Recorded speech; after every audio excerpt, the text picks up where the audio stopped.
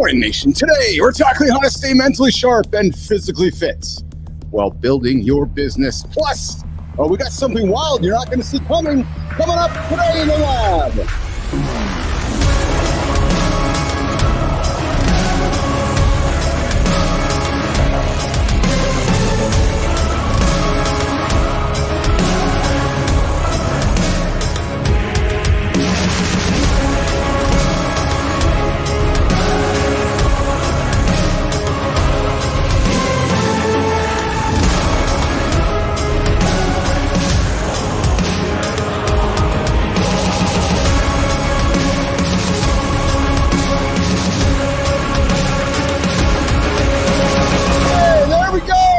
Happy birthday, Kristina. Good morning.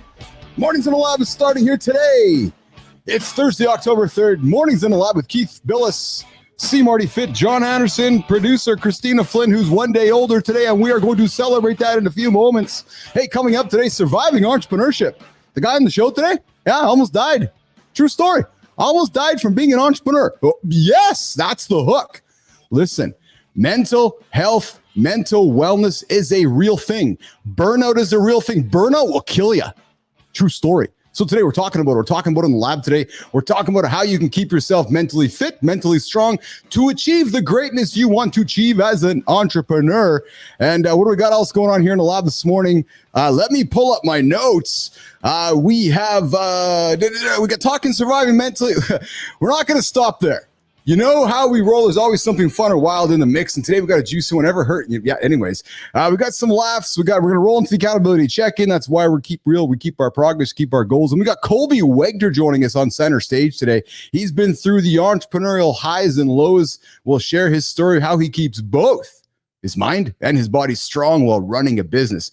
Don't sleep on hour two, nation. Oh no, I teased Kristina a few moments ago. Coming up on hour two, something that's going to blow you guys away. We're kind of talking about the future. We're talking about like the Terminator. We're talking about like things that are going to blow your mind in the second hour. Morning Loop Reloaded. That's something you're definitely going to want to stick around coming in the second hour. And of course, we've also got In the Gym with Jon and Marty. Yes, those guys are going to talk to you about functional training.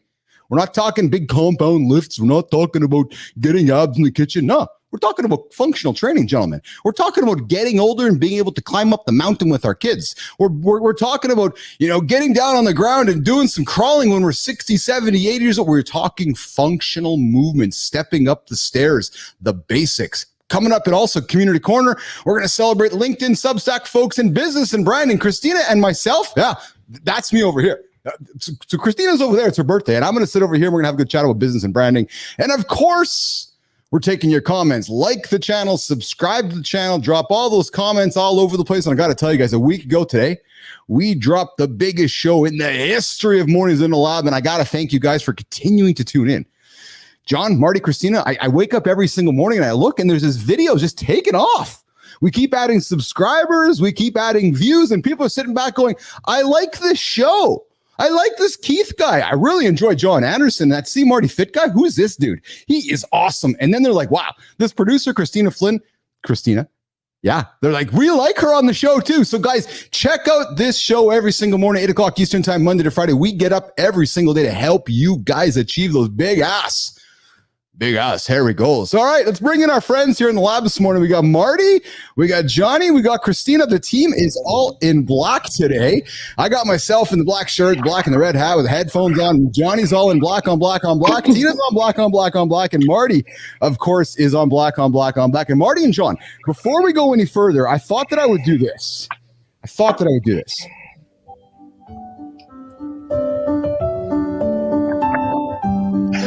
Happy birthday, dear Tina. Hey, dear Kristina. Happy birthday to you. Yes. Wow. Y'all are like Charlotte Church, the voice of an angel. I'm glad you know. So what do they call four people? They call it a quartet, right? If it's four people, it's a quartet. What do they call it when it's only three?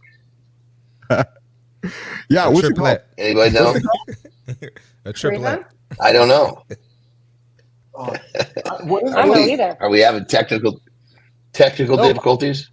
I'm just turning my camera on over here. There we go. So I gotta wonder here, Kristina. So when you joined this show with us, I'm thinking that you're like, all right, I'm gonna join this show with these bunch of yahoos, these guys that are doing this thing, talking about whatever they're talking about, and then your birthday shows up, and you're looking on the calendar, and go, oh, I get to hang out with these guys on my birthday, and then we show up and we serenade you with the sweet sounds of Keith, Marty, and Jon Andersen. Kristina Flynn. Birthday to you. That's crazy. That's crazy. Jon Andersen singing "Happy Birthday." You're welcome for that impression. That's hilarious. So, Kristina, I can guarantee. There we go. That was pretty good. That's true. That's true. I guarantee that. There's a different angle on the horizontal there, Jimmy. So I think you want to change the angle on the horizontal there, Jimmy. I'm not sure why that is, but anyway. So, Tina, I'm thinking to yourself as you were going through life, never did you think that you were going to get serenaded by Jon Andersen, or let alone Christopher Martin. You're like, holy smokes, it's like 2024, and I have this highlight on my calendar. Johnny and Marty, she will never forget this day for the rest of her life. I hope it's as special to her as it is to us. Yeah, I hope so. Really, you know, Christina's really hardcore. She might. There not we care.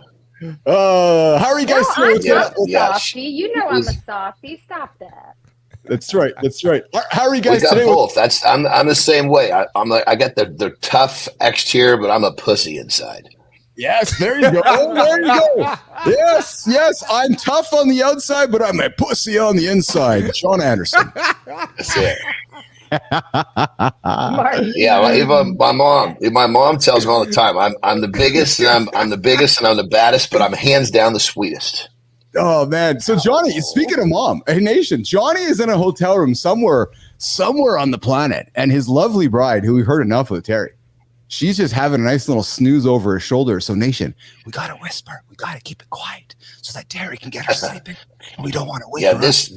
This was not this hotel was supposed to have a room where we had a living room and a bedroom, and we get here and they're like, "Oh, I thought you were coming tomorrow, you son of a bitch."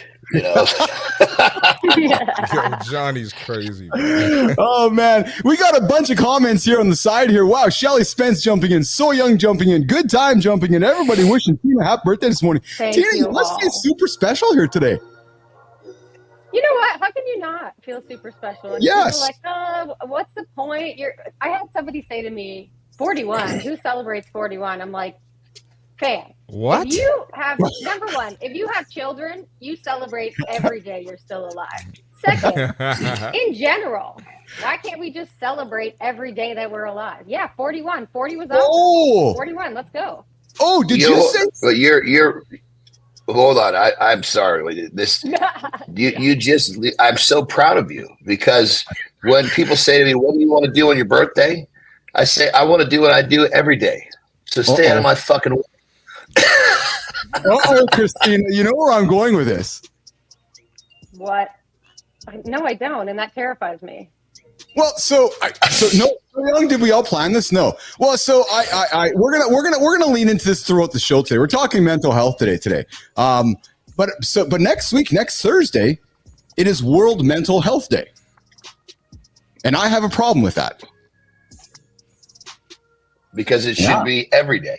Oh!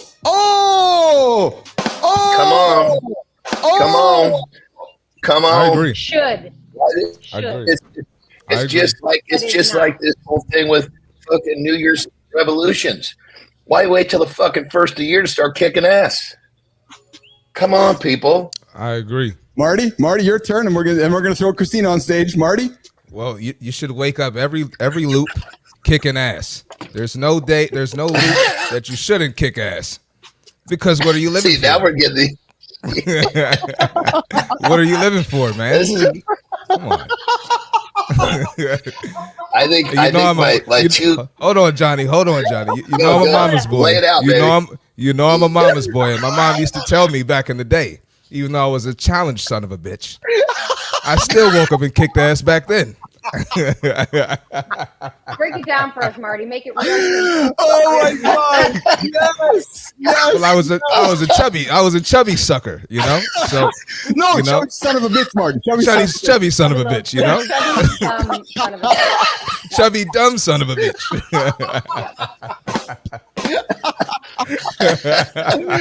Oh my God! Oh, that was good. So that was good. You know how we all feel about. So listen, nation. Tina and I were having a great chat last night, and we all know we have all the love for Tina. We have all the love for all of us, and mental health is nothing to joke about. Mental health is nothing to laugh about unless you're Jon Andersen or Marty doing an impression on Jon Andersen. I love you, Johnny. And I'm like, I love it too, brother. That's the you know, when people start making imitations of me, then I know that they came to the right side of the fence. Yeah, exactly. Good morning, Enzo. Good morning, good time. Good morning, Matthew, and so forth. But as I was saying there, Tina and I were chatting last night here. We're gonna talk this for a couple minutes, and we'll revisit the topic throughout the show and into Reloaded here. But Kristina and I were talking. She's like, "Hey, Keith, next Thursday is Mental Health Day, World Mental Health Day." And I'm like, "Fuck, I don't care. Like, so what? I hate that." And she's like, "What do you mean?" I'm like, "Well, why do we have to save up, Jon and Marty? Why do we have to save up for 364 days a year to celebrate one day? That's like saying, okay, I'm going to train for 364 days and have one day of cheat day.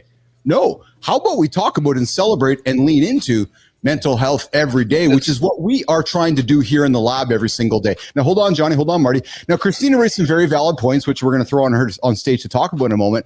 But because she's right. She said, well, Keith, we don't talk enough about suicide. We don't talk enough about depression. We don't talk about mental illness. And she's right. I absolutely agree. Our ambitions are to keep going there. I'm hoping, along with Jon and Marty and Kristina, to build a platform where we can get away from celebrating one day a year and talking about it and creating a safe space for the entire year. Kristina? I would love that. But the reality is that's not the case right now. And so I use the analogy of pride. Do I like the fact that every company and their mother changes their fucking logo to a rainbow and says that they support equity for LGBTQ people? No, I don't. But am I going to turn away their money? Am I going to turn away the visibility that they put on that specific day?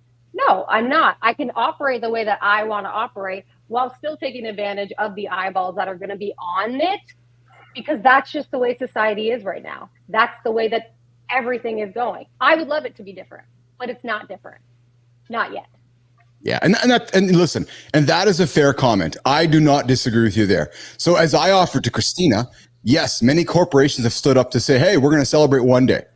What I'm proposing, as we have just started building this airplane, Jon and Marty, that as we continue to build our platform of influence, I will be one happy son of a bitch, Jon Andersen, when we got people talking mental health and it becomes a whole year of mental health discussion instead of just one day. Johnny Andersen, brother. You know, it's like the whole fucking world's got this so backwards. Jesus Christ. Labor Day. We're celebrating Labor Day, so we fucking take it off. How about work a little extra hard on Labor Day? What the fuck is wrong with everybody's mindset? It's going, everybody's running from it. Start running to it. Yeah, it's hard to argue with that. Marty?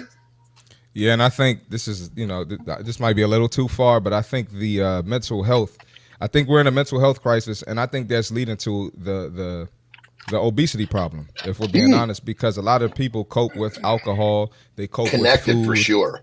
Yeah, Yes. It's definitely connected to it. They cope with a lot of unhealthy things, and I think if we prioritize mental health, things will be different in this country and Canada. Yes. Yeah, no, you're right, Marty. You're absolutely right. And listen, guys, great discussion. And here's what we're trying to do in this show, right? If we all agree, we're all not needed. So we welcome different points of view. I love hearing Kristina Flynn's point of view. I'm very compassionate for a gay woman who's like, Jesus, why does everybody have to put the fucking pride flag up once a year? Why can't y'all just be like this all year? And I can't disagree with her. So I certainly agree with Kristina's point of view. Like I said, we are hoping to build a platform where we're normalizing these concepts instead of rushing towards a one-day recognition of it. That's really ultimately the ambition here on the show. We're going to talk about it, Johnny. You know what cures this whole fucking problem is get rid of the labels, including Monday, Tuesday, Mental Health Day, Labor Day. Just fucking do it all every day. Jesus Christ, how difficult is this shit? Here's the thing. When you try to get rid of those labels, you also, in some ways, can risk erasing those people. Like I said to Keith the other day, he was like, "What do I call you?" Like if I'm referring to you. No, I'm not saying. Forgive me. You're no. But let's call it what it is. I would love if there were no labels, but there is labels. And you know what? I don't want you to say, "I don't see color." I don't want you to say, "I don't give a fuck who you sleep with," blah blah blah blah, because then you're not being intentional about my reality and my lived experience of like, be fucking intentional about creating spaces of me. Yes. And me being lesbian, I don't represent everyone else. Me being all of these different labels, because then you're actually being intentional about what you do. Yes. Marty. So how's this? We either take our labels never or every freaking day. Yeah, I was gonna say, I think labels give us power. Like we should have labels. I think the issue with labels is when you lead with the label and you try to make it as if you're better than someone else, or you deserve a certain privilege over someone else. That's where I think labels are harmful. But I think it's beautiful. We should have different people, different beliefs, different colors, and different genders, everything. So I think labels are beautiful. What a great discussion to kick the show off on Kristina's birthday. Mornings in the Lab with Keith and friends, 8 o'clock Eastern time. Please like the channel, subscribe to the channel, comment on the channel, and consider the conversation we're having. This is a safe place where everybody's welcome. Just look around the table. We're all different. We all probably wouldn't hang out in a normal world, but we all came together. We're all friends. We're all having great dialogue from different points of view to help everybody get their ass out of bed and get moving throughout the day. And before we get to the accountability check-in, Tina, man, you got a bunch of fans here on the feed here. We got Shinku wishing you happy birthday. This is awesome, by the way. This just makes me fucking happy. Marty and Jon, we create this thing, and Marty, looking at you, brother, we create this thing out of the blue here, right? And it's coming together, and I wake up and I see these people tuning into our show, celebrating us, and now these strangers from on the planet wake up and hang up in the morning, Marty, and they're wishing Tina, like Tina, 4 months ago before we met, like you're not waking up thinking that, holy smokes, man, people are tuning in out of the blue, these strangers wishing you happy birthday. Like that's a pretty freaking cool thing. Hey, real quick, Keith, I know you got to move on, but remember when you called me about this show? Yeah. And you were like, just, think on it, take a couple days. I was like, I don't need a couple days. I'm in. Yes, you were. You sure you don't want to think about it? I'm like, I'm in, man. I'm with you. So it's pretty cool to see this now. And he hasn't left. And the same thing happened to Jon Andersen. Jon shows up on the show with me and Marty one day, and he's like, "Hey, Keith, can you talk after? We have a chat after?" And he's like, "Yeah, well, I'm thinking maybe it might be kind of fun to hang out with you guys." Well, by the end of the 90-minute call, he's like, "Yeah, I'll be out every day." I'm like, "All right." And Johnny hasn't left either. So we got Jon and Marty, and then Flynn. Yeah, go ahead. What I was saying is, I was thinking, there's something about this little nutty guy that's telling me I need to get a little closer. I think we all thought that, Johnny. We all thought that. All right. I don't know what the fuck this guy is about, but hey, me and Kristina thought you were a bot at first. Yeah. All right. Well, this Wegter. Apparently the guy almost burnt himself out so much where he might have kicked the bucket. Not trying to make fun of it. Nope. Burnout's a real thing. Mental challenges, being an entrepreneur, all that shit burns you out, kills you. So we're going to got Colby Wegter to join him here in a few moments. Kristina, I don't see Colby in the green room. He's on the horizontal. Colby, we need you on both legs. All right. We're back in just open a second 90 tab. seconds. There we go. Boom. Boom. Okay. So accountability check. What a fun day today. Yeah. Where's my notes? There we go. All right. I got something for you guys today. Here's what it is. 5 rules for a fulfilling life. So most ambitious humans, they chase goals, work long hours, and think fulfillment will come after the next milestone. But if you're chasing the next goal for fulfillment, you're going to be miserable on most days. True story. Yeah, you're going to work 6 days, 7 days waiting for that next milestone. So you have to find joy in the process of every single day. The loop, as Johnny calls it. So here are 5 rules I live by for a fulfilling life while choosing my audacious goals. Number 1, prioritize your health. If you just do that every single day, nothing else matters. You live an extra day. Your family's around an extra day. You will be around an extra day. Take care of your health first. Kindness is an advantage. Oh, it's the number one pillar for me. If you're kind, I have all the time in the world for you. Kindness is an advantage. It's a competitive advantage. Hold yourself accountable. Yes, true. Hold yourself accountable and stay curious. And listen, nation, as Jon Andersen would say, and CMartyFit would say, you got to show up on the hard days. Showing up on the hard days are the ones you don't want to show up for, but those are the ones that produce the biggest results. So fulfillment doesn't depend on goals. Nope. It's built on the choices that you make every day. That's it. That's your accountability check and 5 rules for a fulfilling life with myself, Keith Bilous, Jon Andersen, CMartyFit, and our guest, Colby Wegter, joining us here in the lab. What a shaking, Colby Wegter. Hey, how's it going, guys? Thrilled to be here. How are you? How are you? How are you? Well, I got to do something here because I missed my button, and it's this button right here. Boom. There he is. Yay. We're bringing Colby on stage.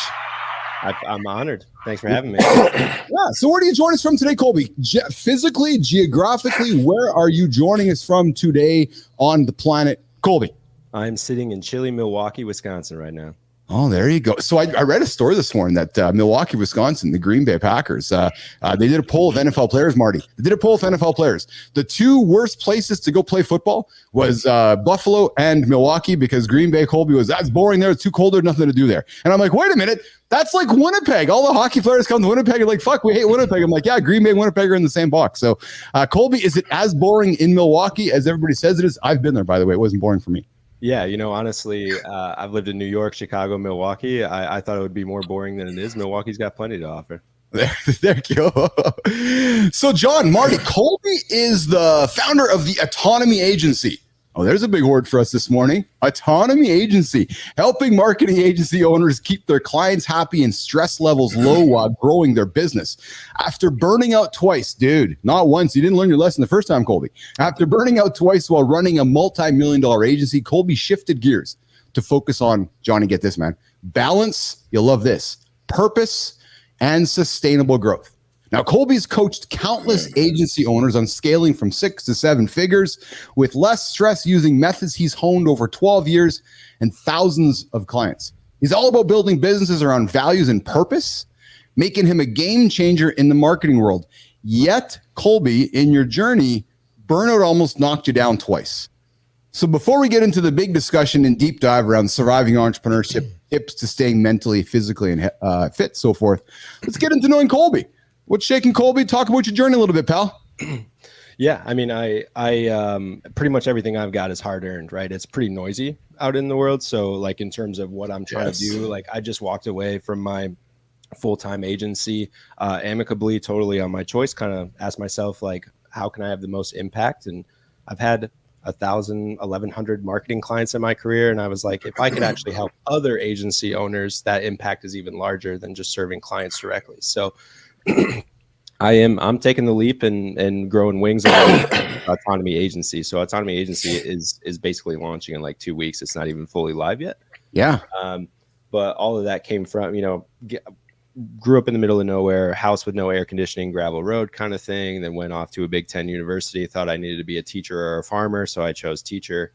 And then got my first teaching job in Brooklyn, actually in New York, in Bed-Stuy, and I lasted like 4 months before I burnt out then as well, and just had to walk. So I have a history of burnout. But then I got into marketing just by taking a random like writing internship, and then became an employee there. That company got on Shark Tank, and then I just kind of stayed in the marketing world ever since then, right? So started my own agency 9 years ago with a couple other guys, and that's where the burnouts happened. That's awesome. Johnny Andersen. Yeah. So I guess you said the first burnout was as a teacher. So what kind of talk to us about, clearly this burnout, the pressure can come from many different angles or many different platforms. Talk to us a little bit about the one from teaching. I get the one from business. I totally get that. But teaching seems, from what I can see, maybe a little more of a controllable environment, but clearly I'm mistaken. Well, it's interesting coming from like middle of nowhere to then living in New York, which was one of those things where I had visited a couple of years before, and I was there for 2 hours, and I just looked around, and I think I just said out loud to no one in particular, I was like, I have to live here, right? And so that's where I got my teaching job. But the way it was it was my first job out of college. So I got hired as an assistant teacher at like a charter school. And I was pretty much the only white person there. I was really excited about that because I'd only been surrounded by people who looked like me where I grew up. So I was like, this is amazing to experience something new. But within 2 weeks, actually half the staff quit. So I went from an assistant teacher to a full-time teacher, responsible for 5th and 6th grade. So it was like 100 students and no pay bump, didn't even get like the promotional title increase or anything like that. And I was making $40K a year in New York to work 16-hour days. And so 4 months doesn't seem like a lot, but I lasted, I don't know, 800% longer than most of the people. And I by the end, I couldn't keep like food down. And, I was engaged at the time. I was not a good fiance. I was kind of bottling it all up. And so the final week, like just because I couldn't eat anything, I lost like 12 pounds in a week, which is that's considerable for someone of my size. I'm not like crazy heavy person. And so it was just kind of from just a physical point of view. A couple of people said I looked gaunt, and I was like, maybe this isn't sustainable. So again, jumped off a cliff with no plan. And then I got the writing internship about a month after that. And that got me into marketing. So happened for a reason, but didn't know it at the time. No kidding. Marty. So clearly a very unique teaching situation. It wasn't like the average teacher situation burned you up. Okay, that's what I was looking for. I was like, there's no way this dude's getting burned up because kids are running the hallway here, No, well, I mean, and obviously teaching is one of those most rewarding, basically least paying jobs you could ever have, right? But if you're in a soup of a situation like I was, it was one of those things where is the reward? There's only downside. Talk about so you made the transition from teaching. Did you have like a passion for writing, or was it like I just need to get a job and get into something? And then you kind of stuck around with marketing. And what was it about marketing that made you want to stick around and stay in that field? Yeah, I love the question, Marty. Originally, I was just like, who will pay me to write? Because I was convinced I was going to write like the next great American novel or something. Right? And I was also desperate. So like it's not a good look to be engaged and for the woman of your dreams to be like, oh, you just left all this money. You're a deadbeat. Like, get something, right? I've always been a hard worker, but I did not feel good at the time. And so when someone just offered me a $300 a month, in New York, which is obviously poverty, to write some blogs, I was like, I'll take it. I can write. Let's give it a go. Right. And the way that looked was, basically, I was just sitting, among other 20 somethings in an office in Chinatown, and I saw what they were doing after about 20, 30 days. And so I just went to the owner and I was just like, hey, I think I can do what they do. I've never done it before, but it looks easy enough to me. I was like, can I have a job? And because it was one of those startups, they're like, yeah, sure. And so I basically like turned a $300 a month thing into a conversation of like, hey, I have no experience. And I think it was like $30K or something, still super low. But that was my fortune of just making the ask. And they said, yeah. So I never had any intention of going into marketing. I always wanted to write. And, the older I get, the less likely I'll write that great American novel. But I do write every day still. So, and mostly for like personal brand stuff, which we might get into later. Awesome. Hey, you're hanging out with Colby Wegter, Keith Bilous, Jon Andersen, and CMartyFit. Mornings in Live with Keith and Friends, the only morning show to get you guys out of bed in the morning and help you prevent hitting that snooze button. If you hit the snooze button, you're already 9 minutes behind, so get your fucking ass out of bed right now. All right, it's time. It's time to do this. We got a young man on the show. His name's Christopher Martin. He's lifted a couple things in his life, Johnny. He's put them down, too. He's run a few times, too. And he's thrown a few basketballs in his life, too. And he's got some advice for you guys that's going to help you today. Come on, Marty, man. It's your time, brother. Go ahead and get it, brother. Go get it, Marty. Let's do it, man. All right, we got the fitness tip for today. How to change your body in 1 year, the minimum effort needed. And 1 year is great because you're going to develop these habits and you're going to get to a point where you don't want to stop. Me and Johnny talk about this all the time, all right? If you want to see real changes in your body over the next year, you do not need to spend hours in the gym. You need to focus more on consistency, all right? The first thing you need to be consistent with, strength training.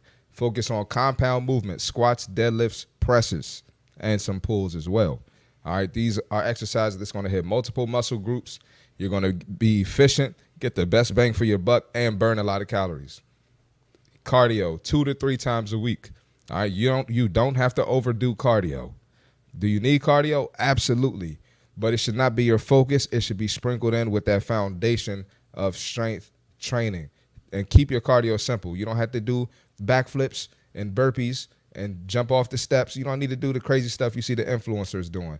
Walk on an incline. You can run. You can do cycling.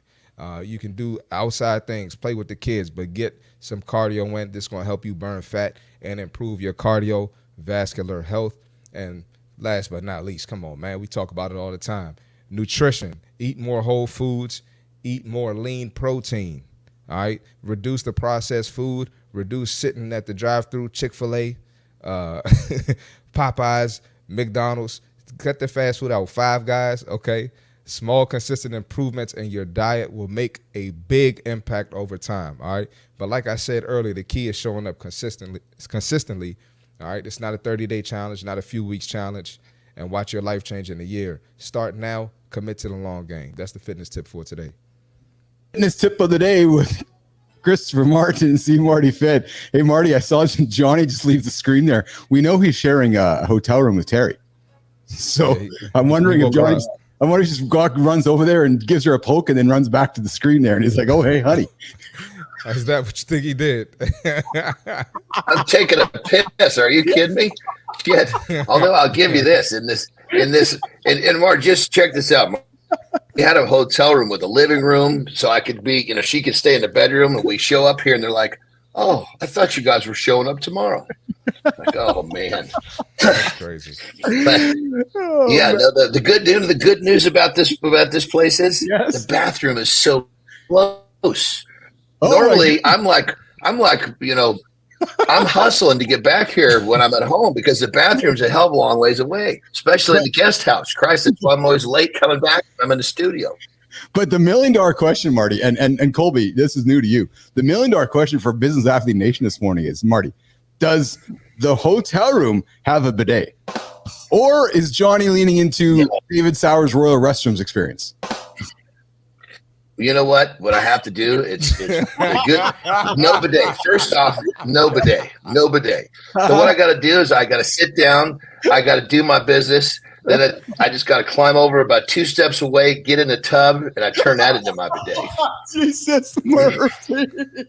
Can you get this guy? What's up with this guy, man? Oh, my God. MacGyver with it. This is awesome. All right.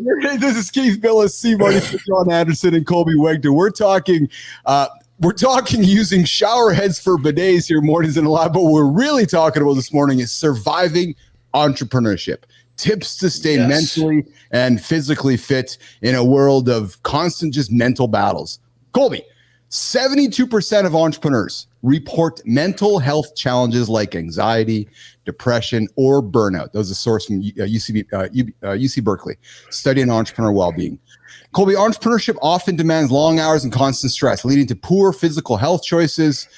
Colby, how has your personal experience, that you shared with us during Center Stage, how has it changed your approach to physical fitness today and maintaining a healthy lifestyle? A pointed question to you. Do you start your day taking care of your physical human first?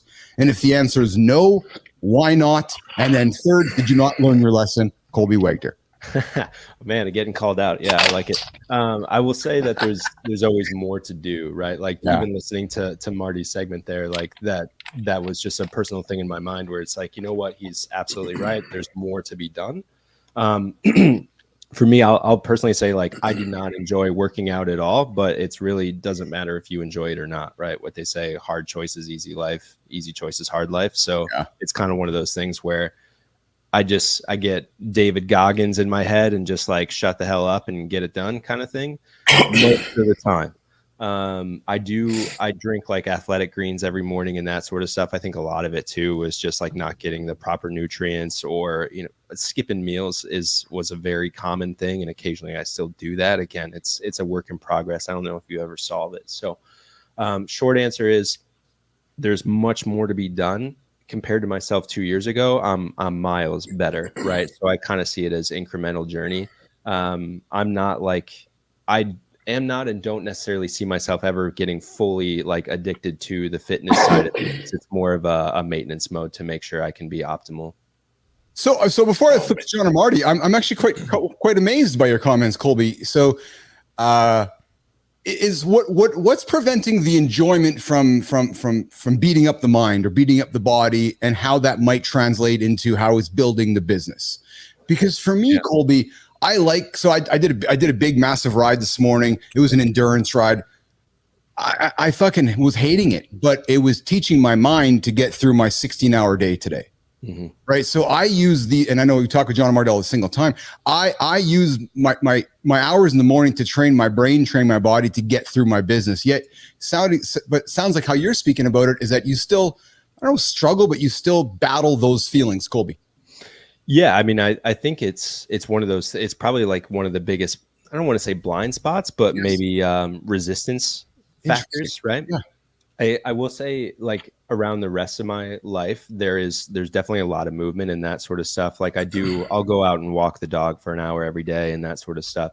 I have 3 young kids, so it's kind of like one of those things where I am just constantly moving and I get my weights from just carrying around. We had twin girls, so there you go. You carry them both simultaneously. Yes. And they're both like 20 pounds, so 40 pounds. It's not a ton, but it gets me going. Yeah. And I've always, I've never really struggled with like being overweight or having high cholesterol or blood pressure or anything like that. I've always had a pretty solid like resting heart rate, aside from when I was crazy anxious and burnout. But, it's typically around like in the 60, 70 range max when I'm operating. So there's so much more to do. Like there's a whole business around optimizing that. I think I'm just constantly like focused on what I need to do for the business. So it's more for me, because to be super like clear with and transparent, I still think I'm in the early stage of getting out of this. I don't think I'm thriving. I think I'm surviving with it. And so a lot of it, Keith, is probably the main thing, is just like looking at the signs ahead of time. The reason I burnt out is because when I said in my brain, I need a break, and ignored it, burnout. Like when I said I should eat this versus this and ignored it, burnout, right? So it's like kind of those little micro decisions versus like full commitment just yet. But you guys are almost challenging me subliminally to solve these problems a little bit quicker, I think. Yeah. Johnny. What I remind myself is this in situations like this, in entrepreneurship, business, actually fucking everything. This is what I remind myself, is that it's like my body is a race car.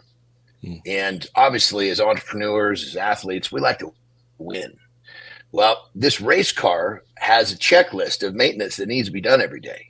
And if I don't maintain or keep this race car tuned, how the fuck do I ever expect I'm going to win? So I don't check my boxes. I'm going out on the track and just going through the fucking motions. I don't even have a fucking chance to win if I don't check my boxes every day. So that makes it real easy for me to check those boxes that may not be quite as exciting, because I'm just envisioning how good I'm going to feel when I'm out on the track winning. Yeah. Mm-hmm. Yeah. Marty, I know that you've had, you've I don't want to say struggle with mental health, but just you've had your burnout times in life where you feel really fucking burnt out and so forth. Marty, what have you done to address burnout or address the feeling of the precipice of burnout, which is, okay, I feel it coming. I need to stop. Is it, as I've gotten to know you, is it really just hitting the couch? Is it grabbing some food, some comfort? Is it going for a good lift? Is it hanging out with your buddies? Marty, what's something that you use and you'd offer some advice maybe to Colby to consider when you're approaching that level of burnout? Marty. Absolutely. Well, I'm not a father yet, so I mean, I just say what works for me. Maybe you can apply this to you. First thing is rest. I got to prioritize rest. I'm probably not sleeping enough, because I tend to do that sometimes. So that's the first thing. And then the next thing I'm going to look at is, what am I operating highest in? Mm-hmm. And then why am I not operating in other areas at the same level? So like I could be, killing my workouts, but I'm not operating high in my business. Yes. I'm not operating high as a friend or as a son, right? So what do I need to do to get myself to operate at a high level for everything, every area of my life? And usually that gets me back going. I get my perspective back. You know, I always talk about, you know, I get back in the Bible. I'm a Christian, so I get back to what's my purpose? What am I living for? Am I even, is God happy with me right now? So those are probably the three biggest things. So that was rest, that was purpose, operating at a high level, and then my spiritual. That's those are some great tips, man. And I love how you lean into rest, right? Because I know we talk about it often here on the show. We don't talk enough about sleep. We always talk about food and training and everything else. But like, wait a minute, let's go get some sleep. Oh no, if I sleep, I'm going to miss the world. So I love that Marty talks about we've got to lean into sleep. And I want to jump into the comments here quickly. We got Tangerine joining us from Philippines today. Good morning, Tangerine. Good to see you here. And Shinku is here as well. Shinku's always here. And Shinku slept 4 hours last night. I know, Marty and John, because Shinku was messaging us on the YouTube comments last night. And then I got up this morning and Shinku was there commenting again. And Shinku was like, yeah, you guys need to make a longer show. I'm like, Shinku, you need to get some sleep, man. Go to sleep, Shinku. Get some longer sleep, bro. And then Good Time is like, I like this. And Colby, I look to you, pal. Don't wait till the check engine light comes on. And what I'm suspecting by this comment when I see this from Good Time, this is perhaps kind of what maybe your life was going through, right, Colby? Is that you're going through life and it's like the check engine light come on and you're just ignoring it, right? And I think we've all done it as men, right? We get into the car and it's like, oh, the check engine light's on. Just keep driving. Just keep driving. And then the fucking car bucks like, oh man, the engine light was on.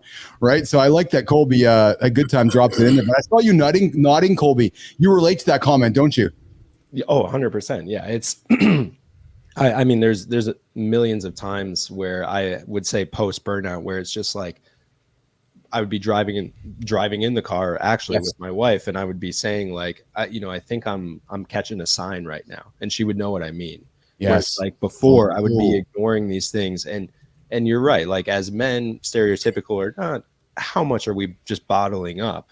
Like where it's just, I'm not sharing every little detail because I have to look okay on the outside. Yeah. Yes. So it's one of those things where and I hate that you feel that way. I do. I'm sorry to interrupt you, but I hate that you feel as a man that we have to put that guard up. Right. And I'm proud that you were vulnerable to share that with us, but I hate that you as a human had to go through that feeling. Yeah. Right? And it's one of those things too, where it's like, I'm doing it so much less now. And that's why I wouldn't change anything. Right. Because I've come out the other side. Like when you said the 72%, that seems low to me. Oh yeah. Right? Yeah. Like, so the fact that I've come out the other side, that's why I had to fulfill my purpose. Like the reason I walked away from my agency just to kind of tie it all together 30 days ago was because I just asked myself the question. I was like, can you reach your full potential here or somewhere else? Oh, right?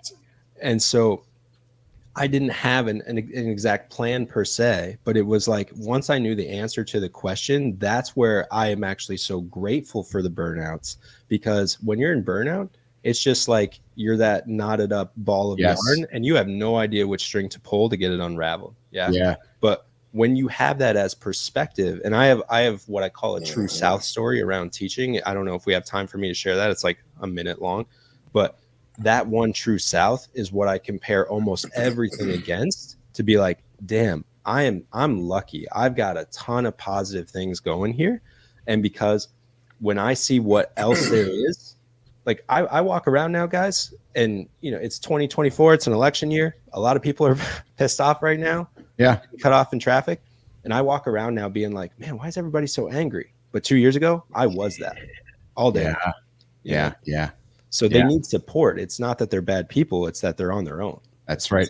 Hey, you're hanging out with Colby Wegter, Keith and John, and CMartyFit here. It's Surviving Entrepreneurship Tips to Stay Mentally and Physically Fit. We've got AJ Zeglin, our mental psychotherapist, in the green room, joining us here in 2 minutes. Jon Andersen come with a lifestyle tip in a minute as well. But I want to quickly throw a quick question on the screen here, Colby, for you from our friend Matthew. Before I get to that, Tangerine, thank you. I just love watching this channel, and we just love having you here. And if you haven't, I invite you to subscribe to the channel. Nation, if you're tuning into the show for the first time, the morning show, Mornings Alive with Keith and Friends. We go 8 o'clock Eastern time, Monday to Friday. The only show to get you guys going and get you guys started and help you guys hit those big, audacious goals.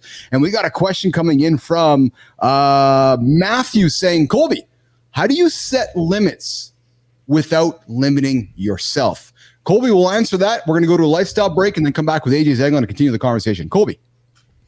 Yeah, setting limits without limiting yourself. That's a really good one, because a lot of us are always thinking, if I do less, I get less. I honestly think it's energy management more than anything, right? So many people I talk to, and I think it's just rather universal, if you haven't like gone out on a limb, is that you're tying your value to your time. And it's just not true. It's not the way to build a sustainable business, let alone a life that you want to scale. If you're trying to upscale your life, you can't tie your value to your time. Yeah. Right? It takes a long time. So what you're really trying to transition to is like, what is, in terms of this question, what is the one thing that is the highest leverage today? Right. So for me, I just write the top 3 things I'm trying to get done every single day on a piece of notebook paper. And then I put an exclamation point next to the highest leverage activity. That's the one I'm going to start with. Right.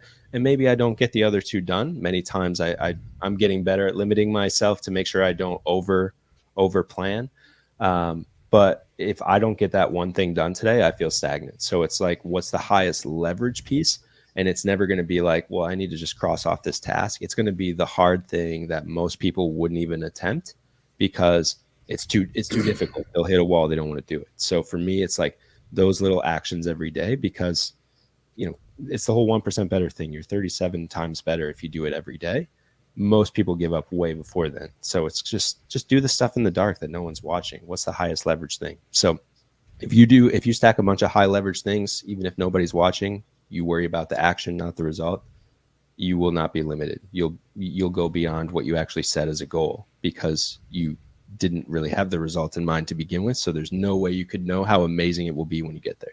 Holy smokes. Colby Wegter is dropping truth bombs in this show this morning. Jon Andersen, CMartyFit. Johnny, I see you leaning into this because it's also time for this. Colby, you got to come on the show more often, man, because you are dropping truth after truth after truth. You guys make it easy. You're fun to chat to. Truth bombs with Colby Wegter, but right now it's the lifestyle tip with Jon Andersen.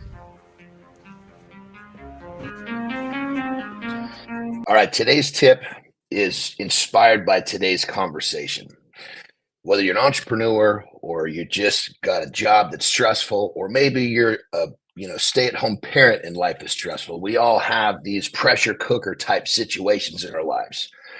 And sometimes it feels like the walls are closing in. Feels like tomorrow is not going to come. Feels like you just don't know if you can do it. Well, here's the tip.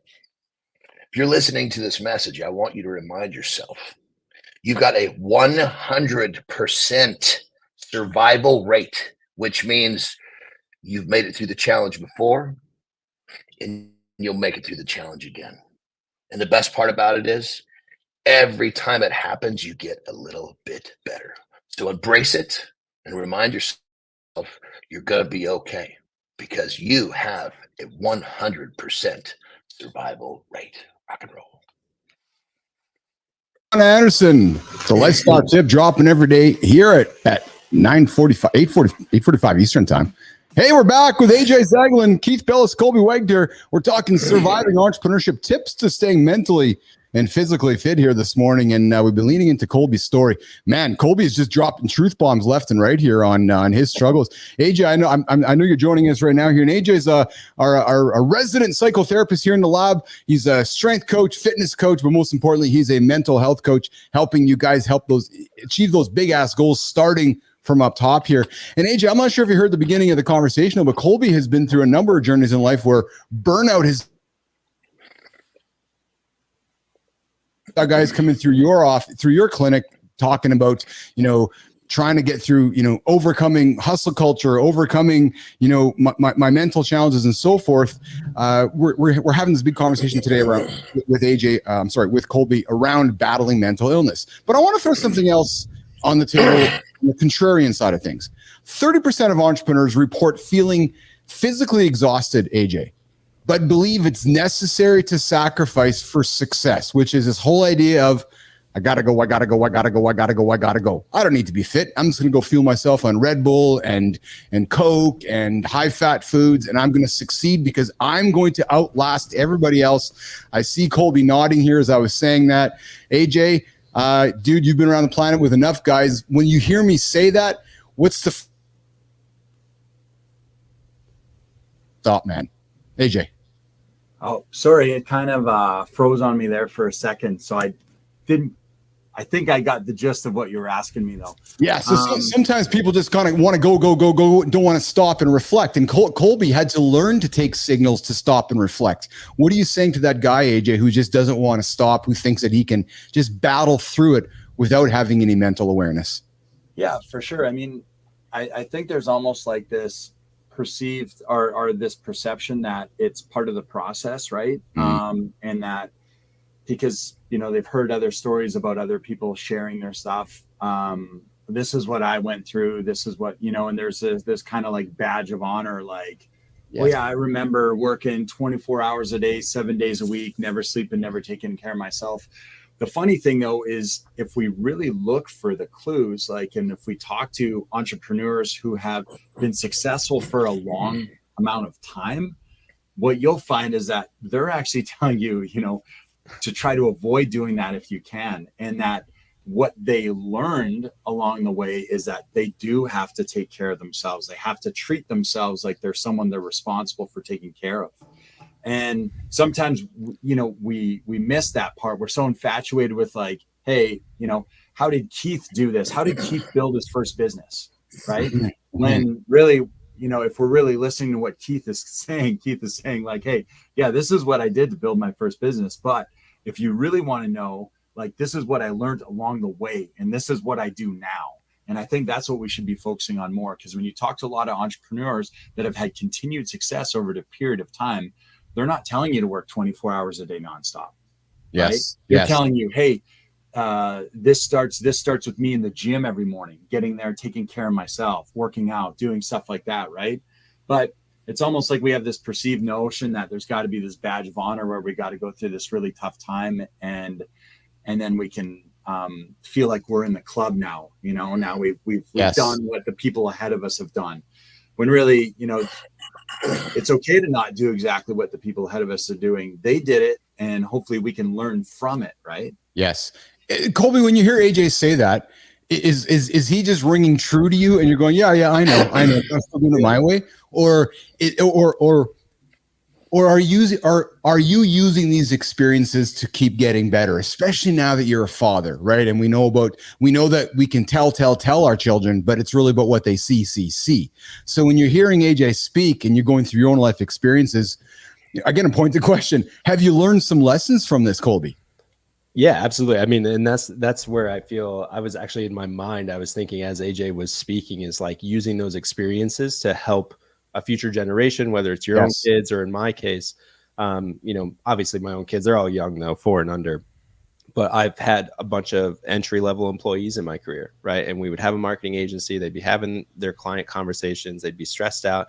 And my wife over here she's a nurse practitioner on a pediatric oncology floor. So she, unfortunately, cancer sucks, and a kid dies like once every 2 weeks, right? A kid. And so not only do I have that as kind of a unique perspective, but my previous burnouts as well. When I had nobody, it's like these people have somebody. They have me now, where I can actually speak from experience. And so anytime they would seem overwhelmed, feel overwhelmed, they were always very open with me as well, which I wanted to create, because I never had a boss who was very, forthcoming and transparent with me. So I wanted to break that cycle as well. But I would just marketing is not life or death. I'd probably say it like once a week. Marketing is not life or death, right? You can pick this up tomorrow. If you're not good, you can't be good, right?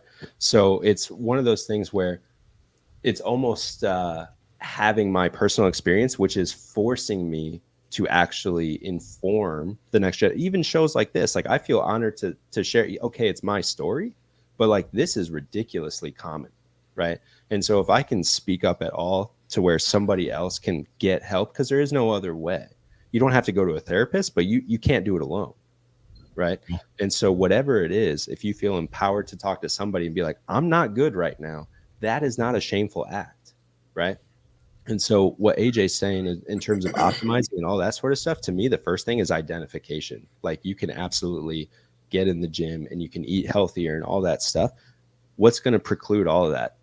I need to fix stuff. I'm not good. I've identified that this is not the way it has to be. Yeah. Yeah. AJ, some people often say that resilience is overrated. Resilience. Instead suggesting that, you got to constantly just push through it. You got to push through it. You got to push through it. Age, is there a point when pushing through or pushing for resilience can actually be harmful, perhaps as Colby's life story has made out to be? And as somebody who's in your profession, AJ, what's the sign for the human to identify, which is stop being resilient, pause, look in the mirror, and slow down, and either A, go ask for help, or B, just stop what you're doing? Is there a consistent sign, AJ, that somebody should be made aware of as they're living their life? Yeah, I mean, I think it kind of depends on the individual, right? We all have a certain capacity. The great thing about it, though, is that resiliency, it is a learned skill, right? And that's not just an opinion. There's actually evidence now to back that up. We know there's a part of our brain, we call it the AMCC. It's the anterior mid-cingulate cortex. And what it does is actually, when they've studied that area of the brain, they see that people that have been through hard things and come out the other end, people that put themselves in challenging situations on a regular basis, whether it's, through working out in the gym or, challenging themselves to learn new information. There's a bunch of different ways that we can push ourselves to improve and be better. And their AMCC is better developed than someone who doesn't, right? So you see people that are entrepreneurs, people that run businesses, people that are athletes, people that train. They have this area of the brain better developed. This area of the brain, they believe, is attributed to our resiliency, our, people call it mental toughness or grit or whatever you want to call it, but our belief that we can handle hard things and keep moving forward and we can get through challenges, right? So it is a learned skill. So, there's always balance, like anything else in life. We want to be able to put ourselves in situations where we are challenged and that we work through them, and that we better develop that skill of resiliency, right? So when more challenges come up in the future, we have more confidence that we're able to handle those things, right? That also doesn't mean, though, like building any skill, if we want to draw a parallel here to the gym, because I know you guys love the gym stuff and I love the gym stuff. Yeah. If we want to get to deadlifting 500 pounds and we understand that, hey, progressive overload, I could go and add a little bit of weight each week, 5 pounds each week, and it sounds minimal, but over the course of time, I'm going to, all those little wins, all those little steps are going to add up and there's going to be a big difference, right? Be the same thing here where we're trying to build resiliency. We don't just walk in and be like, oh, well, I heard if I lift weights, I'm going to get stronger. I'm just going to go right to the 500-pound bar and try to pick it off the ground. We're not there yet, right? Yeah.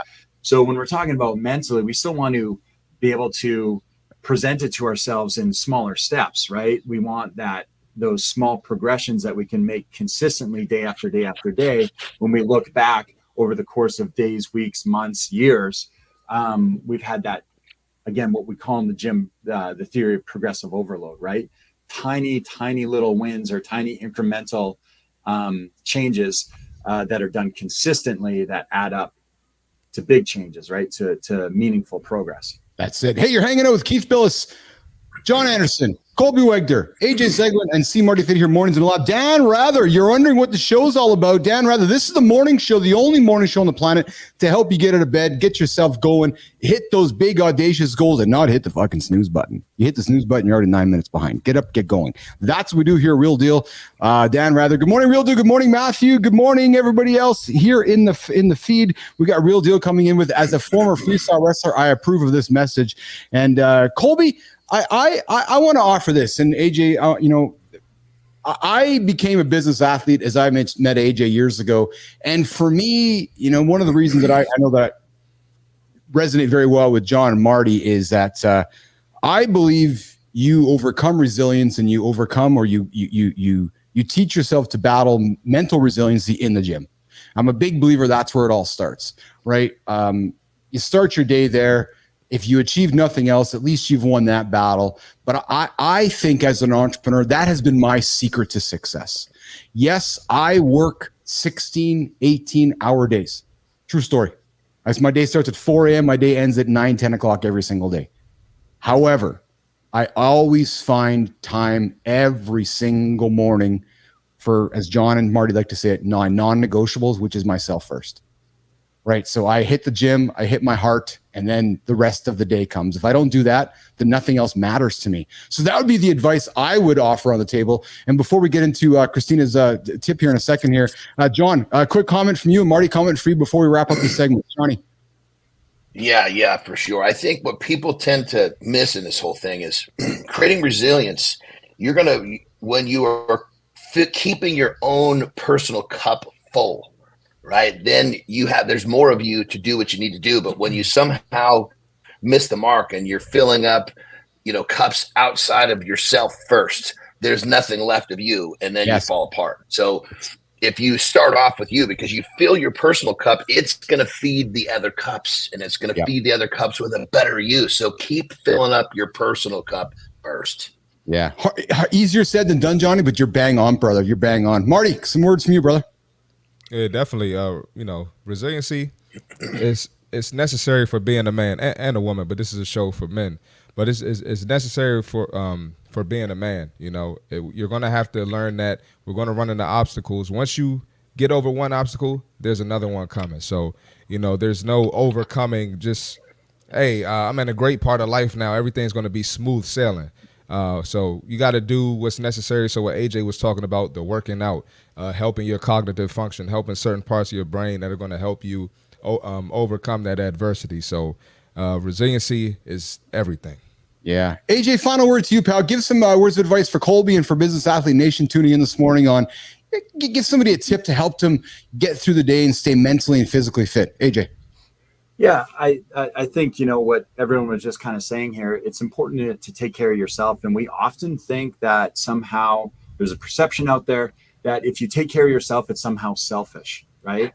And, the idea is that we're not just responsible for ourselves, we're responsible for everyone around us.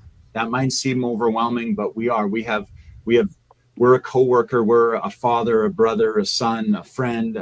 We have lots of responsibilities and lots of titles that we carry in our life. And we're responsible for everyone around us as well as ourselves. And by taking care of ourselves, we better uphold those responsibilities to everyone around us that we have in our life and in our social circles. So by not taking care of ourselves, it's almost more selfish than it is to actually take care of ourselves. And I think we got to have that perception shift, right? Taking that time to take care of ourselves is an integral piece, not just for ourselves, but to help us fulfill our responsibilities of who we are in our society. Yes. And as we wrap this segment up, I'm glad you said that, AJ, and Kristina, bringing this back to the start of the show. If we are instilling this thought process every single day, we're not waiting 364 days to talk about it once a year. And that to me is this mindset here, which is let's do something about it daily instead of waiting for it. I'll start on Monday. No, start it today. All right, we'll wrap it up this segment with Keith, Jon, Marty, Colby, AJ, and Kristina Flynn. We're got Brand Bike coming up here quickly. And Dan Rather, I'm glad you're on the show here this morning. I'm just curious, what have you accomplished yet today? Anyways, so AJ, good to have you here this morning, brother. Awesome to have you here every Tuesday and Thursday here with the Minefield with AJ Zeglin. Marty, I'm laughing over here as well. Yes. Colby, thanks for joining us today as well, pal. What do you got going on today, brother, before you get out of here today? Yeah, today it's all about meeting some people in person. Just that fills my cup a ton. So, COVID, if I learned anything from it, is get out of the house and go talk to people. Good. And what did you take out of today's show, brother? Did you get something to walk out of today's show and go, fuck yeah, I gotta go lift my kids and go to the gym today? too many things. I've already forgotten more than I could retain. But no, what I will say is, I think you guys are doing amazing work in terms of keeping this message moving. And if I can be one small cog of that, that's amazing. But you guys definitely challenged me personally to a little bit more fitness, a little bit less excuses. Awesome. Hey, Colby, I got something for you, pal. Will you come back in a couple of months and there we go, baby. I'd like you to come back in a couple of months, and I'm gonna say what I say next with half truth and half joking. Come back in a couple of months so we can hold you accountable. And what I mean by that is come back so we can talk about it and we can say, hey man, what have you achieved since you were last on the show? How's that sound? I'm there. This is the most fun I've had in a long time. So I appreciate you guys. Awesome. Let's do that. And then right now we're going to do this. Oh, AJ. So this is the part of the show. You're still new to this whole experience, Eglin. So this is the part where Tina gets her body moving and the dancing comes out. And hey, Colby and AJ, it's Kristina's birthday today. So let's not be ignorant of that part. Tina, you're up with the personal brand bite. AJ, thanks, brother. I'll text you later. Colby, let's go, Coach Tina. On the show here today. Thanks, Colby. Thanks, guys. All right. Thank you. All right. So today we are going to take your brand messaging from meh to fuck yeah. And we're going to do that with just 7 simple questions. So let's get into it. Be honest. Does your brand feel a little bit meh? Doesn't really feel like you. Deep down, I know that you're not average, and so do you. But if your profile isn't hitting, it's probably missing the mark on 7 questions your audience is asking, whether you realize it or not. So if you want to take your brand from meh to fuck yeah, you've got to answer these questions really, really clearly. Number 1, what do you talk about? Your audience needs to know exactly what you talked about. I know it seems simple, but so many of us get really, really bogged down in the details. You need to be crystal clear on your message and realize, is it getting lost in the noise, or do they actually know how to answer what the fuck I talk about? Second, why should I care? Not why you should care as a brand. Why should your audience care? It's not enough to talk. You need to show them why it matters to them. You need to be really clear on what are the benefits to them. Why does it make their life better? Why should they give a shit? 3, what makes you unique? There's a lot of people talking about a lot of things. I'm not the only one talking about personal brand. There's a shit ton of people talking about personal brand. So I need to be clear on what makes me unique, what sets me apart. In the sea of voices, what is my differentiator? And if you're not owning what makes you different, you're just going to blend in with the crowd. Number 4, do you know your shit? It's one thing to say, I've got these titles, I've got these degrees, I worked at these places. Credentials, experience, expertise, whatever it is, you can say whatever you want, but you have to back it up. You have to prove that you know your stuff. And people trust people who can back it up. Number 5, why do you care? This is now back to you. Why do you care? What is your motivation? Your audience wants to know, are you just in it for the money? Are you just in it for the followers or the engagement?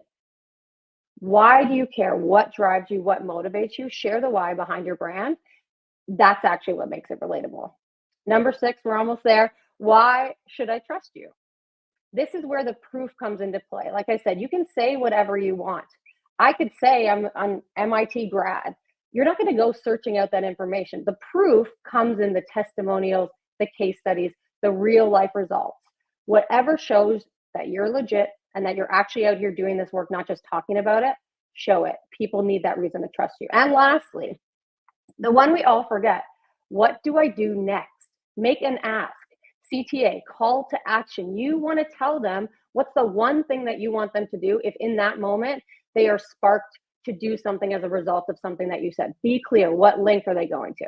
So if your brand feels stuck in meh territory, check out and check yourself against these 7 questions. Are you answering them? If not, start there. When you get it right, trust me, your messaging will change. We want to take you from meh to fuck yeah. It's really that simple.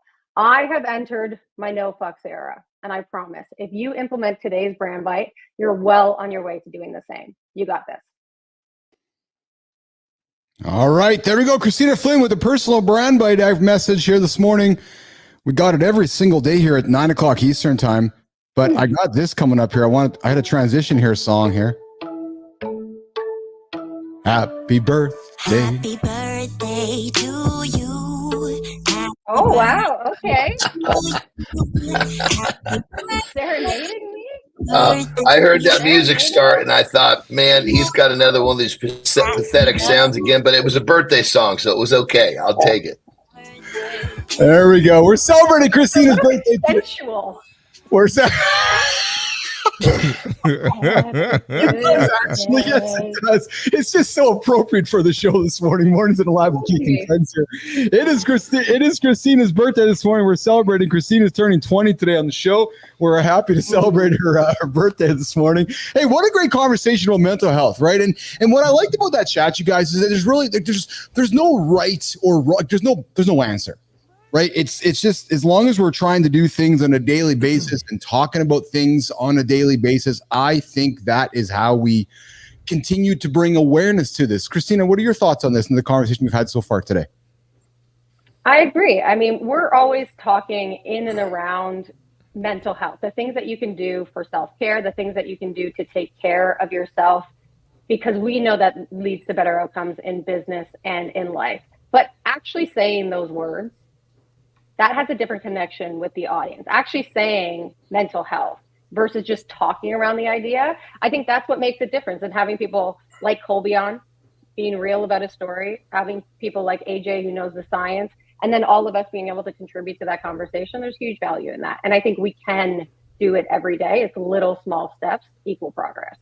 Yes, exactly. All right, so Jimmy, I'm putting something in your in the feed here for you, Jimmy. If you can pull it up on the horizontal for me, I got something fun I want to quickly go through with you guys. I teased it at the beginning of the show here. So some of us may or may not know about these new sunglasses that Meta has released onto the market, right? Sunglasses, regular glasses that have cameras in them, right? And I was reading my news last night and I was like, holy smokes, that's pretty freaky. Right. So to those of us like myself and Johnny grew up watching Arnold and the Terminator and all these science fiction movies, and people have glasses on when they can scan around,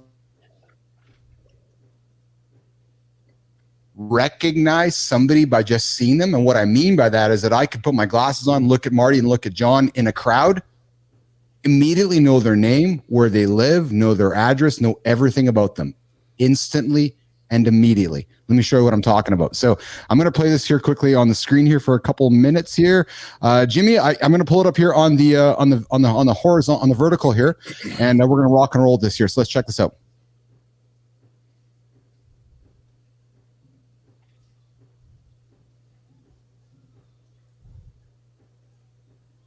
Anybody on the information.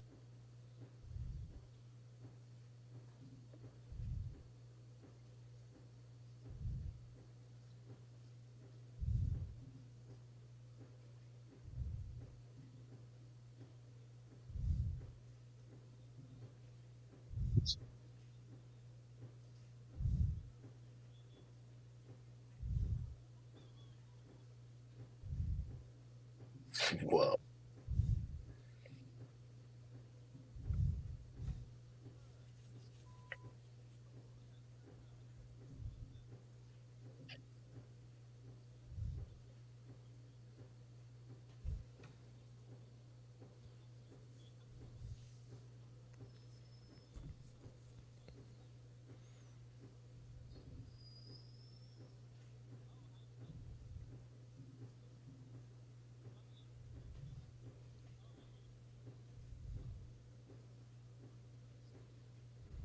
We built glasses that let you identify anybody on the street. The information our tool collects from just a photo of your face is staggering.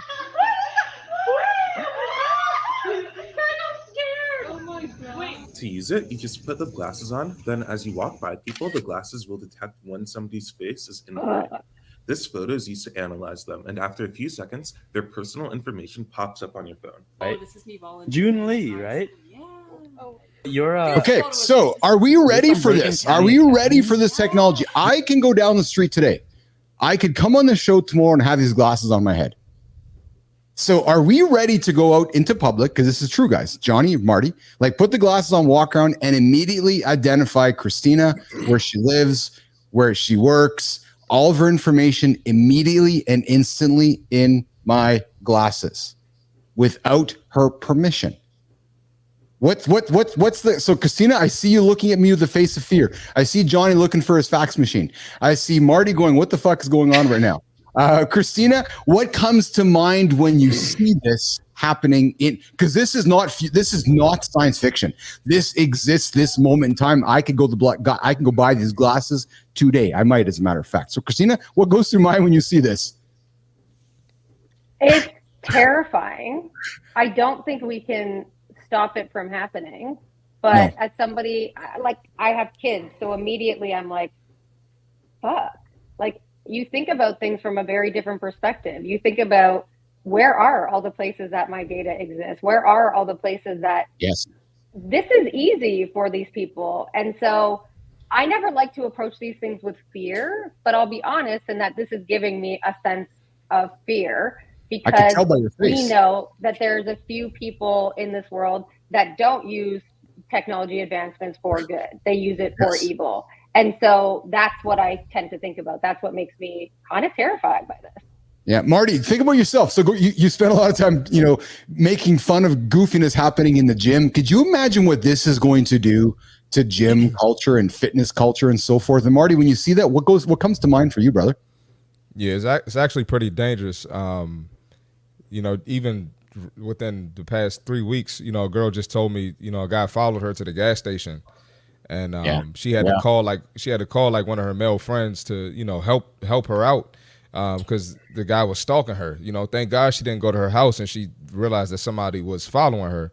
But this is absolutely dangerous. Now, if you wanted to give these to cops and the military, that's one thing that there's still some issues with that, but that would make more sense. But just for a regular civilian to have it is crazy. I mean, not to like get crazy. I've had women pull up to my house unannounced, so it's just like, maybe, just maybe that's not a bad thing, Marty. Johnny, you have 3 daughters. You have 3 daughters. You have a grandchild. You're seeing this technology. You wear glasses. I wear glasses.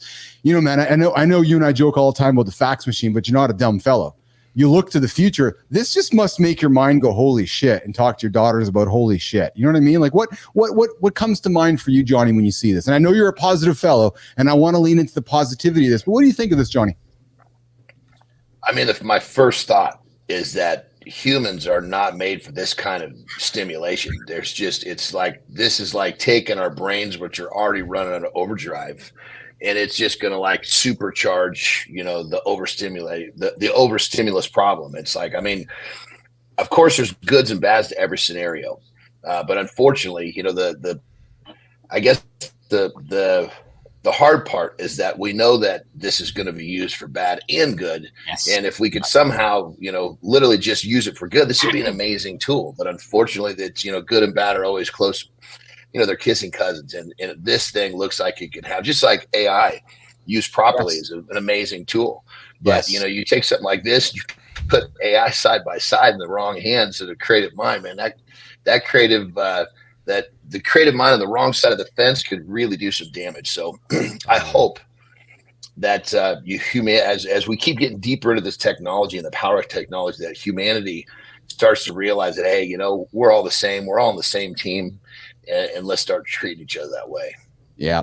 Hey, you're hanging out with Keith, Jon, CMartyFit, and Kristina Flynn here on Morning Loop Reloaded, the morning show here. Mornings in the Lab with Keith and friends here. We're talking just some crazy technology hitting the world. And guys, this reminds me of very much, and Johnny, I think you can relate to this because, again, I always laugh, we're the same age. This reminds me of when we were hearing about this thing coming, which was the internet. It's going to change the world. And then it was this, then these phones are coming out. Oh my God, there's cameras on the phones. People are going to take pictures of us all the time. So I think what's going to happen is that we're going to have to go through a societal, generational learning of new social etiquette, right? Cameras, and knowing that when you go to a stadium or arena or public, Kristina, or going to a park watching our kids playing football or soccer or baseball, there's going to be this new etiquette where every single action is being tracked by cameras. And we cannot get away from it. And it's just accepting what that's going to do and how it's going to impact us. So, but listen, we could talk about this forever, but we're not. We're going to get to the Jon and Marty fit tip. And right now, guys, we're going to talk functional training. You heard how we teased at the beginning of the show here. We spend a lot of time on this show about talking about, the good stuff happening in the gym, compound movements and International Chest Day and Squats Day and Legs Day. But what we want to talk about today, guys, is functional training. What's going to help you age gracefully? What's going to help you pick up those grandchildren as you're aging, right? Keith and Johnny are getting older. So we're not as worried about having, the big chest and big arms. Yes, we are, Johnny. But what we're most importantly worried about is being able to walk with our grandchildren when we're 70 and 80 and 90. And that doesn't happen by accident. It's accumulative efforts every single day. So Jon and Marty are going to get into the gym, talk about functional training. Keith and Kristina are going to get out for a few minutes, and we're going to come back with the community corner and come back and wrap up the show with business and branding with Keith and Kristina. So Kristina, let's get out of here. Let's let the boys get into the gym and teach Nation, Business Athlete Nation, about functional training. Does that sound a good plan? Let's do it. Let's do it. All right, let's get out of here. Boom. Let's boom. go, baby. You guys are. Let's get it, man. Well, what do you think, brother? I think we should start off by like pointing out some of the things that everybody does at least every day, sometimes maybe multiple times per day. And that's just the simple movement of getting up and down off the toilet. You know, that's an issue that, you know, as people get older, they're having a hard time. And what mimics that? Squat. Yes, sir. What other movements does this totally? What other move? I mean, the squat will cover a whole lot of those functional movements that are going to need to be. Let's run down a list of that. The toilet, that's number one. What else? Yeah, sitting down at your work desk. You know, a lot of people work from home now. So anytime you sit up and down, anytime. I mean, how many times in a day do we find something to sit on? Hell, and it's that right there is the squat. You know, even if you watch football, you got it. You got it. How many times are you getting up to get your Cheetos? Well, think about that. You know, when you can't get up to get your Cheetos because you didn't squat, you're going to be pretty bummed out. and then talk to the people that think that because their knees hurt or they have quote unquote bad knees. That's another conversation. They think they're not supposed to squat. And I've, you know, and this is no, I don't want to shit on any other trainers, but I've seen trainers allow their clients to get away with not doing squats because they have quote unquote bad knees. So what does that mean, and why should people squat in that situation? Well, first off, you know, the body was designed to be used in certain pathways, if you will. And generally speaking, and I've dealt with this a ton, and I agree with you, Mark, when people have bad knees, it's because they've been using that joint out of its natural path. So if you start to use that joint in its natural path, it will actually strengthen, regenerate. So like when people come to me and they say, oh, I can't squat, first thing I do is I say, okay, show me. And pretty much every time they're doing it wrong, we fix the technique, we get them on their heels so the weight is distributed. Basically, if the foot has the proper balance, that weight is going to go up and distribute properly through the knee, and it's not going to hurt the knee. It'll actually help the knee get stronger. So bottom line is, if you're having trouble with the squat, it's because you've been doing it wrong. You just need to have somebody help you figure it out. Now, the problem is there's a lot of people, a lot of trainers are going to say they know what they're doing in terms of teaching you how to do it, but it's not the case. I have never, ever had somebody who within about 15 minutes of me instructing them couldn't feel a huge difference in their knee once they learn how to squat properly. So if you found someone that helped, that understands, there'll be no question that they're getting you straightened out real quick. So learn to do it. So if it hurts, it's because you've been doing it wrong this whole time. And it's a sign that you need to do it, period. If your knee's hurting, you need to hit some squats. And let's go real quick. Let's take that from, you know, because the squat and you know, the knees hurt. Let's go into let's dive into the next one, which we know real close second to the squat is the deadlift. Well, the deadlift, absolutely. You drop something on the ground. What are you going to do? You gonna just look at it, or you're gonna bend over and pick that son of a bitch up? Well, absolutely. Deadlift, that's a mimic. If you got to pick something up, that's a pretty good mimic of that movement. And again, now we're going to hear the song, oh, my back, oh, my back. Well, again, if you were doing this shit right, your back wouldn't hurt you. And if your back does hurt and you learn to do it right, it'll actually get stronger. You'll feel better. And when you drop a pen on the ground, you can pick that son of a bitch up rather than kicking it over to the wall and, you know, somehow scaling down there to get a fingertip on it and trying to pick it up between your fingers. You're just going to be able to bend on down, pick that son of a bitch up. But the bottom line is, these two movements alone will really impact a person's quality of life if they're not doing them, or if they are doing them, it's going to majorly impact their quality of life as they get older. Do you agree with that, brother? Absolutely. And another thing, picking up kids, you know, you want to pick your kids up or grandkids up, you're mimicking a deadlift. And then another thing, you know, specifically, a lot of people don't understand the deadlift form. So I'm just going to try to explain best, you know, two errors that I see when people deadlift. One, you have the bar out too far in front of you. So when you have the bar out too far in front of you, now you're putting strain on your lower back, opposed to letting those posterior chain muscles dominate the exercise. And then another one too is the angle of your knee. You know, your knees shouldn't be bending forward. You know, obviously you bend your knees in a deadlift, right? But the degree of your knee is going to be different than it is in the degree of a squat. So those are just two small errors that people mess up a lot in deadlifts, and that could probably lead to their injury. Yeah, 100%. Again, if you use the back, use the knee in the proper path, it's going to get stronger, not weaker. Yep. You know, so it's, you know, and here's the thing. I had a client, unfortunately he passed away, but you know, goodness, he trained with me until he was in his mid 80s, and he was squatting, deadlifting, and yeah, he was squatting, and not heavy, you know, but he was squatting, deadlifting every week. And, yeah, you know, he unfortunately died of cancer. So just boom, that's, you know, took him away. But he lived a full quality of life because he was doing these movements that allowed him to have that functional strength to pretty much do what he wanted in his mid 80s. As to where, you know, you got these dudes mid 80s, you know, we got to have people help them to get to the toilet. They surely are going to stand up off the toilet by themselves. Yep. Well, you know, I guess when it comes down to it, ask yourself this question. You know, do you really want somebody else helping you on the toilet, helping you wipe your ass and helping you stand up, or you want to take care of your own business when you get older? Well, if you want to take care of your own business, get on the squat and get on the dead. Yeah, people don't think about that, man. They just think about now and, you know, avoiding the work now and how convenient it feels now, but it's going to catch up to you. And right here, Good Time says, what do you guys think of stretch therapy? Went a few times, seemed to really help. Yeah, I go to stretch therapy as well, but you know, I wouldn't rely on stretch therapy. You got to do it yourself as well. And if you need assistance, you can do it by yourself with a resistance band. You know, I stretch with a resistance band every morning before I do anything. So I got a whole routine that I do. I probably need to post it on my social media. But you know, and I'll sprinkle in stretch therapy maybe once a month, maybe twice a month, just depending how I feel, just to get that extra assistance. But don't rely on that. You still got to do something on your own, unless you're going to stretch therapy 7 days a week. You still got to do something on your own. How you feel about that, Jon?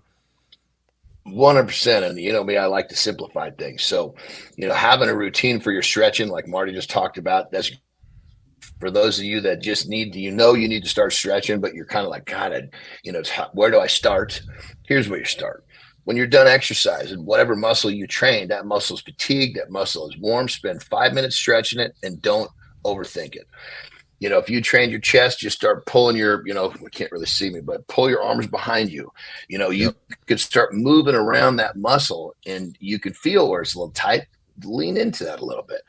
Beauty of doing it right after training is it doesn't hurt as much as when you do it when the muscle's actually not fatigued. So that's a page out of my book. I stretch the muscle I train, takes me 5 minutes. And as long as I continue to do that, it's just a little habit stack.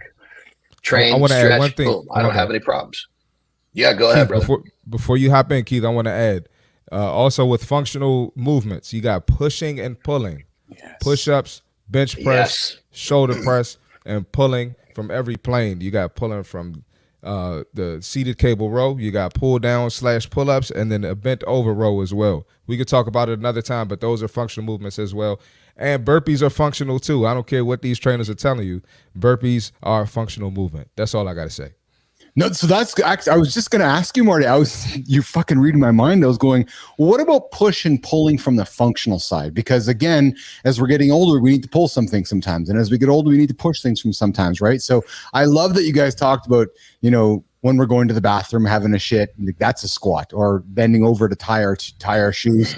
And I also love that you said, Marty, we always want to put off these things until later. So Johnny, just your mindset of habit stacking, right? Like every single day, how many chances do we get to do these little functional movements, right? But yet we just don't be mindful of them. As we wrap this segment out, I want to go to you guys for a tip each. Jon, what's one thing a dude listening right now can do throughout his day? Give him mindful. You're saying, hey, buddy, go for a shit and do what? Hang out longer down there? Like, give somebody a nugget. And then Marty, one nugget from you today. Johnny. Well, I'd say the one of the simplest things to do is just avoid elevators and avoid, you know, the escalator. Walk up steps. If you seek the steps, Yes. And just seeking steps in your life will make a massive difference. Simple. Yeah. Very Yeah, effective. yeah.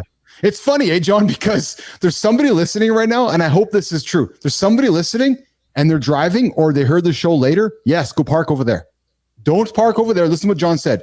Go park over there and walk further or go take the steps. Like, don't make the better decision for how you're going to be in 30 years from now. Marty. I could talk about this all day. Yes. I'm going to try to make this quick. I try to leave as much on the table as I can.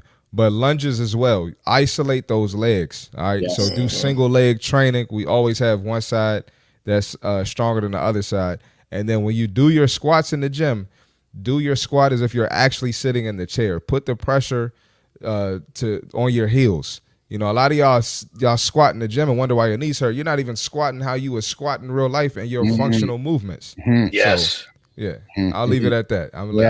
Before I go on. We're going to wrap the segment up, but Kristina, I want to look at you, kid, because our lone female on the gang here, you're a mother with kids. As you're hearing Jon and Marty talk about functional movements, right? And we talk about longevity, right? We want to go tobogganing with our kids or walking with our kids as we get older.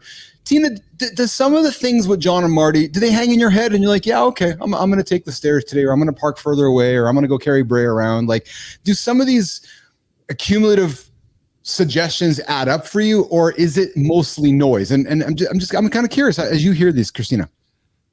No, I think it shows you that, listen, if you're a parent, you're struggling to fit it all in, and not everyone can, and I know we all should, but not everyone can.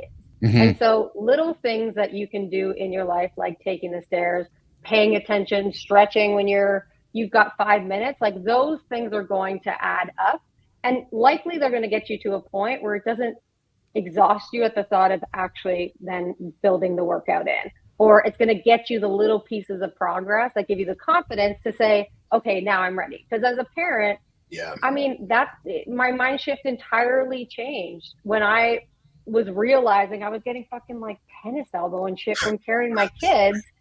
I'm like, what? Like, I'm not that old. And a lot of us as parents, especially, we're older parents. We waited until longer. Right. I want to be there running with my kids. It's one of my favorite things to do as a mom. I pride myself on playing with my kids, not just standing there while they play. I'm the idiot that's on the jungle gym with them, trying to do the thing. I tried to do monkey bars the other day. I am not little anymore, but we did it. Me as a little girl, like, that's the stuff I want to be able to do. And these little things, they all add up to be able to continue to do those things. That's great stuff, Katrina. And I'll tell you, Kristina, Lauren's got a comment here. She's like, carrying groceries instead of always, taking the cart. And it's like the old school farmer's walk. Listen, I've watched Lauren carry Brookie around and go to the store, Marty, and carry, right? And it's easier to take the cart. But, you pick the kid up, you go to the grocery store, and all those little movements accumulate. And then Marty, oh my God, Lauren's got jacked shoulders. Yeah, because she carried a kid around forever. And yeah, because she carries her groceries around the store. And Johnny, I'm thinking the same thing with Terry, right? It's these little accumulative moments every single day. And then all of a sudden, oh, yeah, it's working for me, right? And I think that's the message with this, Kristina, which is that these little accumulative moments all add up, because we often talk about the accumulative moments that add up on the bad side, right? Always eating shitty food, you end up with diabetes. Always eating shitty food, you die of something, right? So it's this, okay, I'm going to take the stairs for the rest of my life. You're probably going to be better head doing it. So we got So Young coming in with saying, I always take the stairs. Good job, So Young. And good time with That's Awesome. So we clearly can talk about this forever. So we're going to pivot it to the end of the show here, the community corner. And we're going to walk out Jon and Marty and say goodbye while Keith and Kristina go to community corner and then branding and business. But let's wrap it up. Marty, Jon, Kristina, what a great show and a great conversation today. Marty, what did you take out of the show today, brother, as we wrap it up, pal? Hey, man, resiliency, how important that is. Yeah. And then just, I always like the vulnerable side of people, just hearing Colby's story, about being a teacher, what he struggled with, because 9 times out of 10, someone is going to watch this and they're going through the same thing. Yes. And then we can offer insight, and he could give us some insight, and we're all just making each other better. I thought that was beautiful. Yeah, I agree with you, Marty. I'm a big fan of Colby, man. Loved hearing his story, and I loved how vulnerable he was with us. That was exceptional. Johnny, what did you take out of today's show, brother, before you rock and roll and go wake up Terry? Well, what I think I liked about today's show is the fact that we heard this from different perspectives and different people. And Yes. what really the message was is that you've got to take care of yourself first. It's not selfish, because when you take care of yourself first, you're a better you, so that you can be better for your loved ones. You can be better for your business. And more importantly, when you truly take care of yourself first, it's going to give you a much bigger barrier between you or where you currently are and burnout. And the resiliency and being able to continue to keep going is because you're keeping yourself finely tuned every day. And I just like the fact that we heard that from different people and different angles. Yeah. And hopefully it resonated with everybody out there today. Yeah, I'm with you, Johnny. Kristina, what did you take from today's show there? Besides your birthday wishes. Thank you all. In the Yes. comments. That makes me feel special. Good. Yeah, it's quite nice. It's quite nice. For me, all of these things add up over time. I think many of us, John, you say it all the time, kids don't do what you say, they do what you do. And I think a lot of us grew up with parents that were just surviving. They were just doing their best to survive. And so a lot of us then are programmed to act like that, to go after whatever at any cost just to make ends meet. And I think that means that you need to take an intentional look at yourself. These things are programmed, which means probably the things that your body is guiding you to do, they don't always have your best interest in mind. So we have to start acknowledging where it is, self-awareness, and then saying, great, now I need to really reprogram this because I've spent way more time doing it the wrong way and seeing everyone around me do it the wrong way. I'm going to have to do things differently for myself. Yeah. That's good. That's real good. That's really good. Well said, Kristina. John, Thank you, John. Hey, Johnny, quickly before we go, brother. Quickly before we go, pal. You're hanging out with mom today. I love hearing this. Are you going to go see mom today, or did you go see mom last night? You going to go see her today? We didn't make it we were actually got here late, but there was traffic coming in. And so, we're going to hang out with her for the weekend. She's, nice. She's my hero, man. I'm a mama's boy through. Yes. Good. She's coming up on 90 years old. I mean, just sharp as a tack. So it's I can already feel my heart warming up as I think about going over there once she wakes up. You know what, Nation? I think I can speak for Kristina and Marty. Did you guys not see John just light up when I asked the question? And he's like, you can see him just lighting up, right? So, Johnny, a favor from your team. I love my mama. I know love my mama. And a favor, brother. Take a picture of mom for us. Share. I'd love to see a picture of mom. Take a picture of mom today. That'd be awesome. Share with myself, Marty, because that'd be great. So you go and just. The funny thing is, you're going to look at this little lady and you're going to go, "How in the hell did you make that?"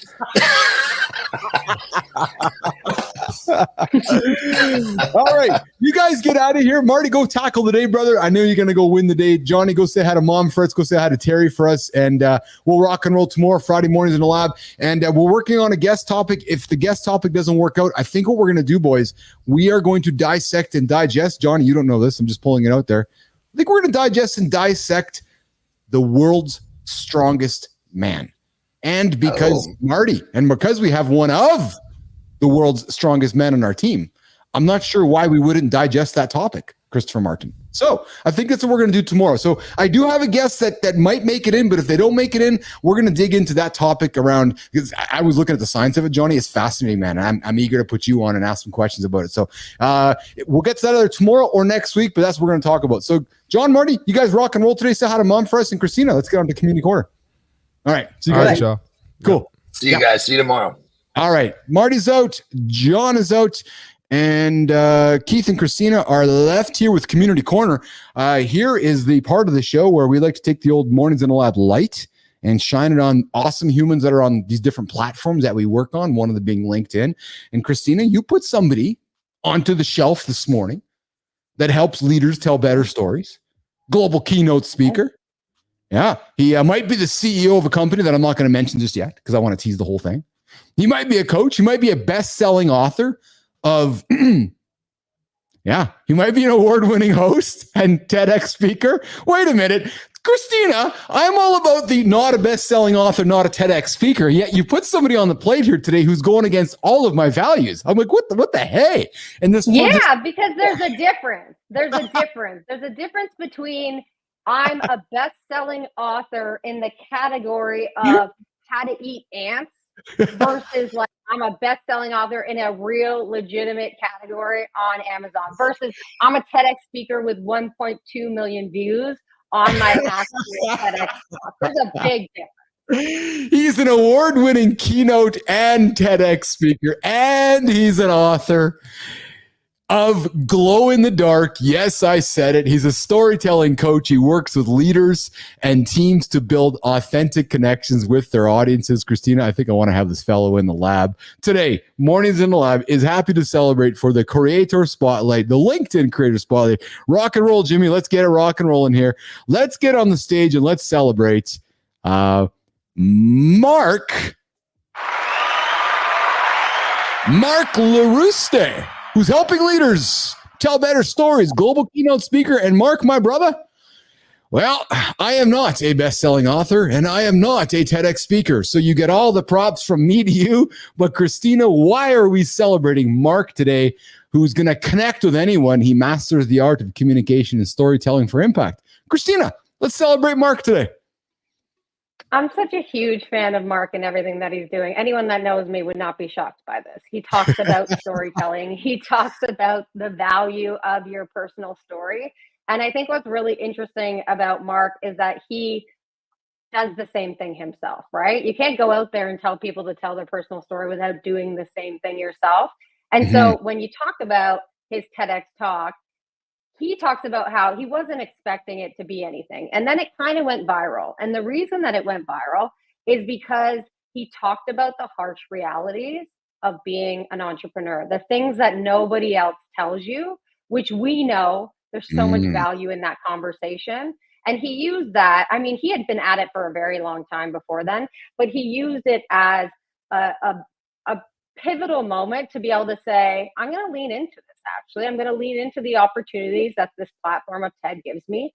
And now I think he just has a really practical, actionable, approachable way to be able to tell your story in a much clearer and better way, knowing that if you can't do that, if you cannot tell your story and you're just sticking to facts and figures, you are limiting the possibilities in your business, in your personal brand, in your life, by not being able to have that skill. And he sees it as one of the biggest things. And his content is really good. It's really educational, really helpful. Awesome. Mark, a top public speaking voice from London, England. Mark, brother, we want to have you in the lab to celebrate you, get to know you, put you on center stage, perhaps get into a deep dive topic. But most importantly, maybe you have somebody you want to celebrate in Mornings in the Lab's Creator Spotlight, Mark LaRouste. All right.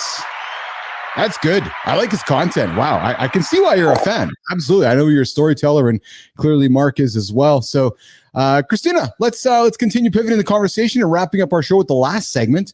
It is where I decide to go sit in the chair and take the sunglasses off and become the business dude here, take the old entertaining hat off. You become a different person. Yeah. So, hey, Dan Rather wanted me to take the sunglasses off too. I'm like, no, Dan, this is the entertaining part of the show. Now we're into the business side. Now it's like, okay, he's got to be the bit. Now, oh, hey, Kristina, here's what it is. Now I'm Jay-Z going from Jay-Z the rapper to Jay-Z the business guy. No, it didn't work, did it? No. Okay. All right. No, So you're not. Don't compare yourself. What are we talking about? Oh, that one's not working. So we're going to do this one. Okay. So I'm going to gloss off. I'm going to keep standing. So Kristina, what are we talking about today in our business and branding discussion today? We started this segment earlier this week. We are all about, I'm the business dude, you're the branding dude. And we are here to help people build their businesses, build their brands, and bring them together and drop nuggets of information. What are we chewing on today, my friend? We are talking about the importance of digital networking to be able to grow personally and in your business. So we'll start very simply today, and I'll give you a lob ball. So 84% of people say that they would prefer to build relationships online before meeting someone in person. We talk about this idea of we are building this business online. It is a very different route than how you built your previous company, ICUC. You talked to me about, you were on kind of this tour in person, hopping from Winnipeg, which there's not, and however many years ago, there wasn't a ton of direct flights anywhere from Winnipeg. No. And you are hopping on and going around all of Canada and the US, trying to build a network, trying to build a relationship. Now it's a little different. If you want to connect with somebody, typically you have the opportunity to do so. So I think social media platforms are allowing us to do that, but I want to initially get your thinking on that, just in the way that networking has changed from when you were first building your company ICUC to now. Wow, it's incredible having this conversation. I was thinking about it yesterday. We live in a world where now it's never been easier to connect with people, right? And I don't know why we don't spend more time doing that. Although I also do know why, because it's expensive to go get on an airplane and go see people. So it's like, hey, I can go connect somebody on digitally, right? Mm-hmm. There are many that'll still complain, Kristina, that, oh, but I don't have the connection with somebody. I can't feel their presence. I can't really get to know them over a camera. I don't know if I fully agree with that. I think now has never been a better time to create presence and connect with people over a camera. Yes, it takes more work. Yes, it takes more effort to be intentional with your communication. But man, can you scale networking and can you scale connecting with humans? But Kristina, back when I was building ICUC, what was also different was that the internet was still coming out, right? So I didn't feel like I had a lot of competition. Now everybody's your competition. So not only are you networking with everybody, there's also somebody knocking on the door that's selling something similar to what you're selling. So there's a lot of things going on here. But also, Tina, I had somebody cold call me yesterday digitally. So here's the flip side to it, I think. I had somebody cold call me yesterday digitally, which I like to call as a pitch slap. And just out of the blue, the guy just tried to sell me something. You know my response is, Kristina, who are you? Mm-hmm. Because we live in a world now where there's no reason why we can't get to know each other before we are going to engage in a business conversation. Do you agree with that? Right. Yeah, it's the difference between a transactional relationship and a relationship. Period. Yeah. To me, it's like, that's no different than somebody coming up to me on the street and immediately trying to sell me something. I'm going to shut down. Yes. And I'm going to shut down. And there's like a whole science area that we could go about this, but that is our nervous system saying, I don't trust you. And if you get me to feel that way, you're never going to get me to buy something because you haven't earned my trust yet. And so there's a lot of people out there on social media trying to teach people how to build their brand. And one of the tactics that they talk about is send 100 cold DMs a day. Doesn't really matter. Just get it out there. You need reps. You need to get in people's inboxes. To me, that's the exact opposite of what I think is the most beneficial way to do it. Will it take longer? Yes, it will, because it takes time to build relationships with people. But will it lead to more effective conversations? Will it lead to that individual actually responding to you or actually trusting you? Yeah, it is. But that is the length of time it takes to do that. And not all entrepreneurs want to wait, and we're not all good at being patient. Talk to me about that. Yeah, build relationships, but like transactional, if I can just get 2 people to respond, maybe that's better off for me. Yeah, well, so that to me, that's short-sighted, right? To me, that's a short-sighted thinking. Well, and it's interesting to hear you say it because I was trained in the world of Xerox cold calling, right? So I was trained on how to go selling photocopiers and selling fax machines, which was the law of numbers. Knock on doors, knock on doors, knock on doors. But I couldn't imagine sitting in an office building in 2024 and somebody walking into my building unannounced and cold calling me. It just seems really bizarre because I'm like, who are you and why are you walking up to me and having a conversation? Like, so I think this is the value of today's personal brand, Kristina, that if I'm watching, so that's how Christopher Martin got on this show, truthfully. I had Chris on the show here on Live in the Lab months ago, and then I watched his brand across his social platforms, and I'm like, man, this guy just shows up. Man, this guy just keeps pulling things together, and I got to know him. I got to know his digital personality, his personal brand digitally, which then made it easier for me to approach him to say, hey, do you want to do some work together? And then I've gotten to know him through the camera through a very intentional process. But had Chris not been putting himself out there and creating that brand persona, I don't know if I've ever would have leaned into wanting to work with him. So to me, that's the value. If you're an entrepreneur starting a business, you need to build your personal brand. Because when I was out there building ICUC, yes, I was flying around all around the world, knocking on doors and seeing people, and my personal brand, there was no such thing as a personal brand back then.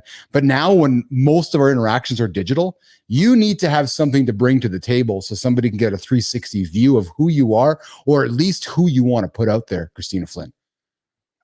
Well, we talked about this earlier. You brought up the meta glasses, right? And Yes. I think what we're seeing with this kind of tech advancement is there's going to be a deterioration of trust. There already is. Yes. A big time deterioration of trust.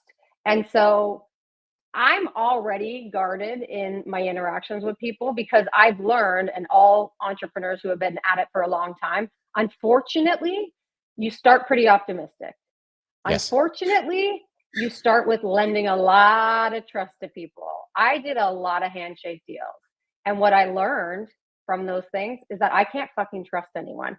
And it's not because people are bad people, but it comes down to the fact that if it is a consideration of this decision is going to impact this person's livelihood, they're always going to choose them. Always. Yes. So you Yes. can't Human depend nature. on other people. Yeah, it's just human nature. It just is. So what happens in entrepreneurship over time is you stop trusting anyone. Yes. And that is continuing along, whether you're in business or not. People don't trust folks. One way for you to get people more open to trusting you is building a relationship directly. But as you said, if somebody reaches out, they're going to go look you up. They're immediately going to look you up.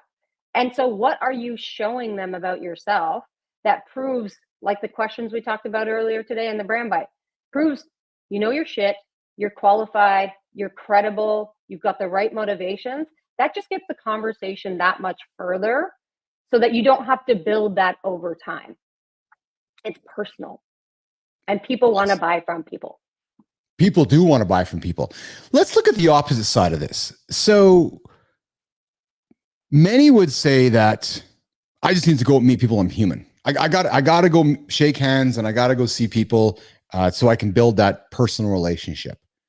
Is that going to date itself effectively over time, Kristina? Or are we going to absolutely need to accept that digital networking, digital marketing, all of the overwhelming information coming our way is only getting worse than better? So as a result, it's about narrative control, controlling our narrative, creating who we are, putting out who we are, and then just moving that forward.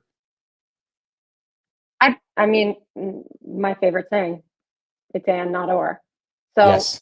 Colby talked about it earlier. He gets a lot of energy from meeting with people. And I talk about like getting out of the computer. We spend all day sitting in this big environment around us, talking and looking at a screen. So that's not always really, really healthy. You need to figure out what fills your cup and what doesn't. For me, it's both.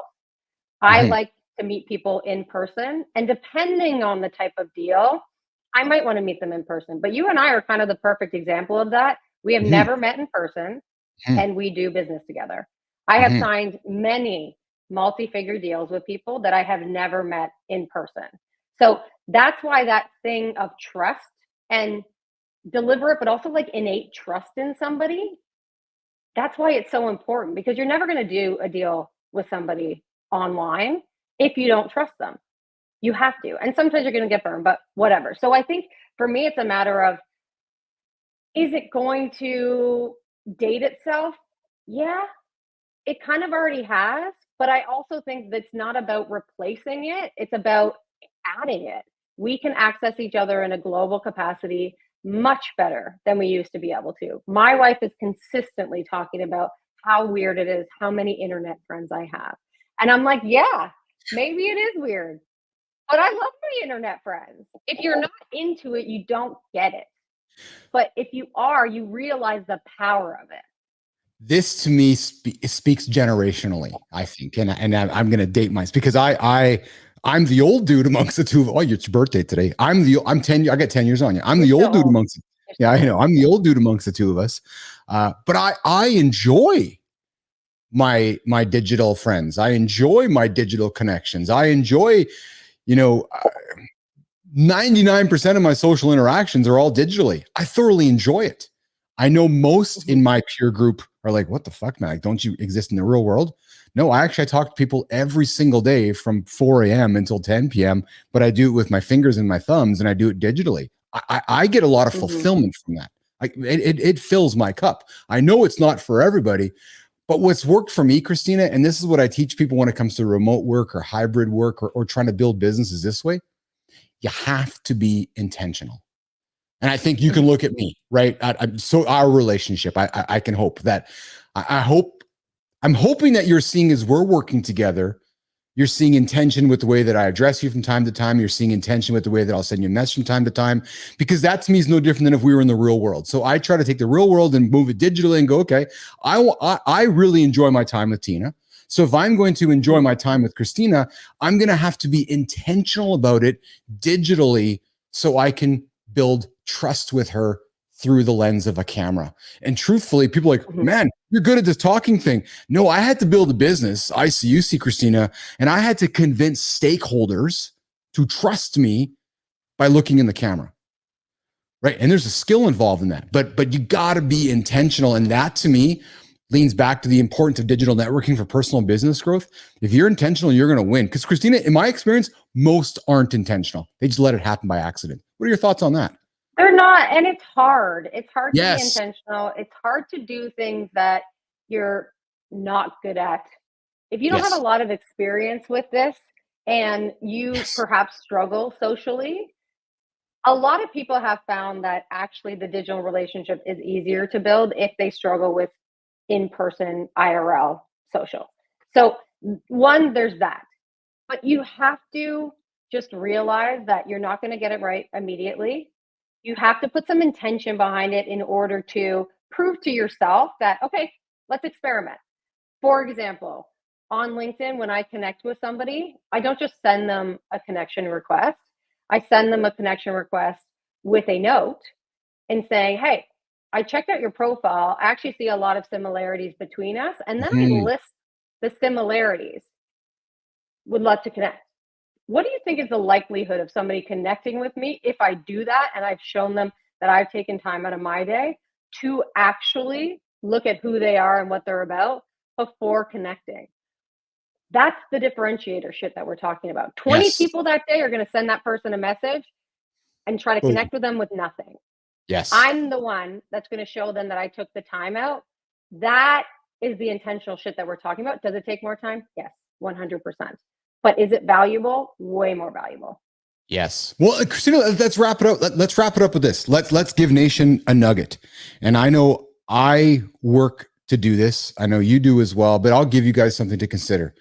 As Kristina said, if you're connecting with people on LinkedIn, we live in a world of AI-generated text, AI-generated comments, AI-generated everything. It takes you less than a minute to hold your phone up. Hey, Kristina, I saw your LinkedIn profile. I just wanted to say, hey, what's shaking? My name is Keith. I'm not an AI-generated bot. I'm actually a real human being. I'm looking forward to seeing your content in my feeds. Awesome to meet you. Send. And now Kristina sees a video from Keith, sending a message to her. She knows I'm real. And here's most important, Kristina. I've taken time out of my day to give you time by me pausing to express myself to you. I'm only going to assume that you're going to go, holy shit, man. I got 20 messages from people today that send me texts. This dude paused to send me a video message. Wow. I want to lean in and learn more about him. Thoughts, Kristina? But that's going to age because AI is going to allow me to send that video message and I don't have to do anything. So that's going to age. Where the difference is that I think whether it's text or video, it's not just saying, hey, I came across your profile. It's saying, hey, I came across your profile and specifically, these are the areas that I think we have in common. This is the post that stood out for me. This is the specific content that I'm excited to see because that's not scalable. I can't get AI without doing any work myself to take that information from your profile, currently anyways, and put it into that message. So again, I'm still not really trusting the video. I think people do a little bit, but you need to go that extended step and say, hey, I saw you. I saw your profile. I loved your point about XYZ. I see that we're both interested in storytelling. I see that, you're frustrated with this just like I am, would love to connect. And you're already showing them then that there's a value to the connection because there's a similarity, there's a shared interest. Personally, we will get along potentially. Yes. Hey, you're hanging out with Keith and Kristina, business and branding, mornings in the lab with Keith and friends. We're wrapping up our show here today. Shinku's like, I'm mostly antisocial. You are mostly antisocial, Shinku, except on our show. And I appreciate that because you're always offering nuggets of content and conversation. So I appreciate you hanging out with us. I'm going to interrupt. Yeah. That definition is a dated definition because we say antisocial and we assume it based on this like old school definition of what is social. What is IRL? And I would say you're not at all antisocial. Shinku, you show up here every day, you comment, you participate in the conversation. Don't let those dated ideals of what is social and what is not social define who you are and what you're about. Yeah. Well said, Kristina. Well said. What a great conversation today. What a great overall show. Honestly, we started to chat about, why do we just have one day to talk about mental health? We should be talking about it all day. And we had some different points of views on that. I thought you had some great points of views on that. We continued with center stage. Colby, man, I was inspired by Colby, Kristina. I'm really glad that you introduced me to him on Creator Spotlight last week and to hear about his journey. Because, Kristina, there's a lot of human beings that had a story like Colby. So to hear that today has been awesome. We talked about functional training with Jon and Marty, like the things that we need to do as we age as human beings. Really, really good conversation. AJ dropped in with Mind Fuel, giving Colby some things to think about on the mental side of things. And of course, we saw this crazy doxing situation where glasses are, the next spatial computing platform. Nation, I got a message from Kristina on the side. She's like, I'm kind of freaked out by this. I'm like, yeah, I saw your face. So that's I'm really freaked out. And I'm not normally freaked out. I'm real freaked out. So we're going to be back tomorrow, guys. We're going to get out of here. We got some work to do. And we're back tomorrow for Mornings Live, 8 o'clock Eastern time. The only show to help you guys get out of bed. Like, subscribe, comment on the channel. Shinku, I appreciate you. Good time, I appreciate you. So young, everybody who's tuned in today. Lauren, I appreciate you. And I love you. And I will see you guys tomorrow morning. And if the guest doesn't work out, we're going to talk the world's strongest man. That's some fascinating stuff, Kristina. And hey, nation, Kristina's got a big day today. Not only is it her birthday, but she's got a big speech today. She's going to go up there and rock it on the stage, and I know she's going to kick some proverbial ass. So Tina, you go and do it, and I look forward to hearing about it later on. And I look forward to celebrating your day. And go have some fun with your family today, your kids and your beautiful wife. Okay. Awesome. All right, Kristina, let's get this going here. All right.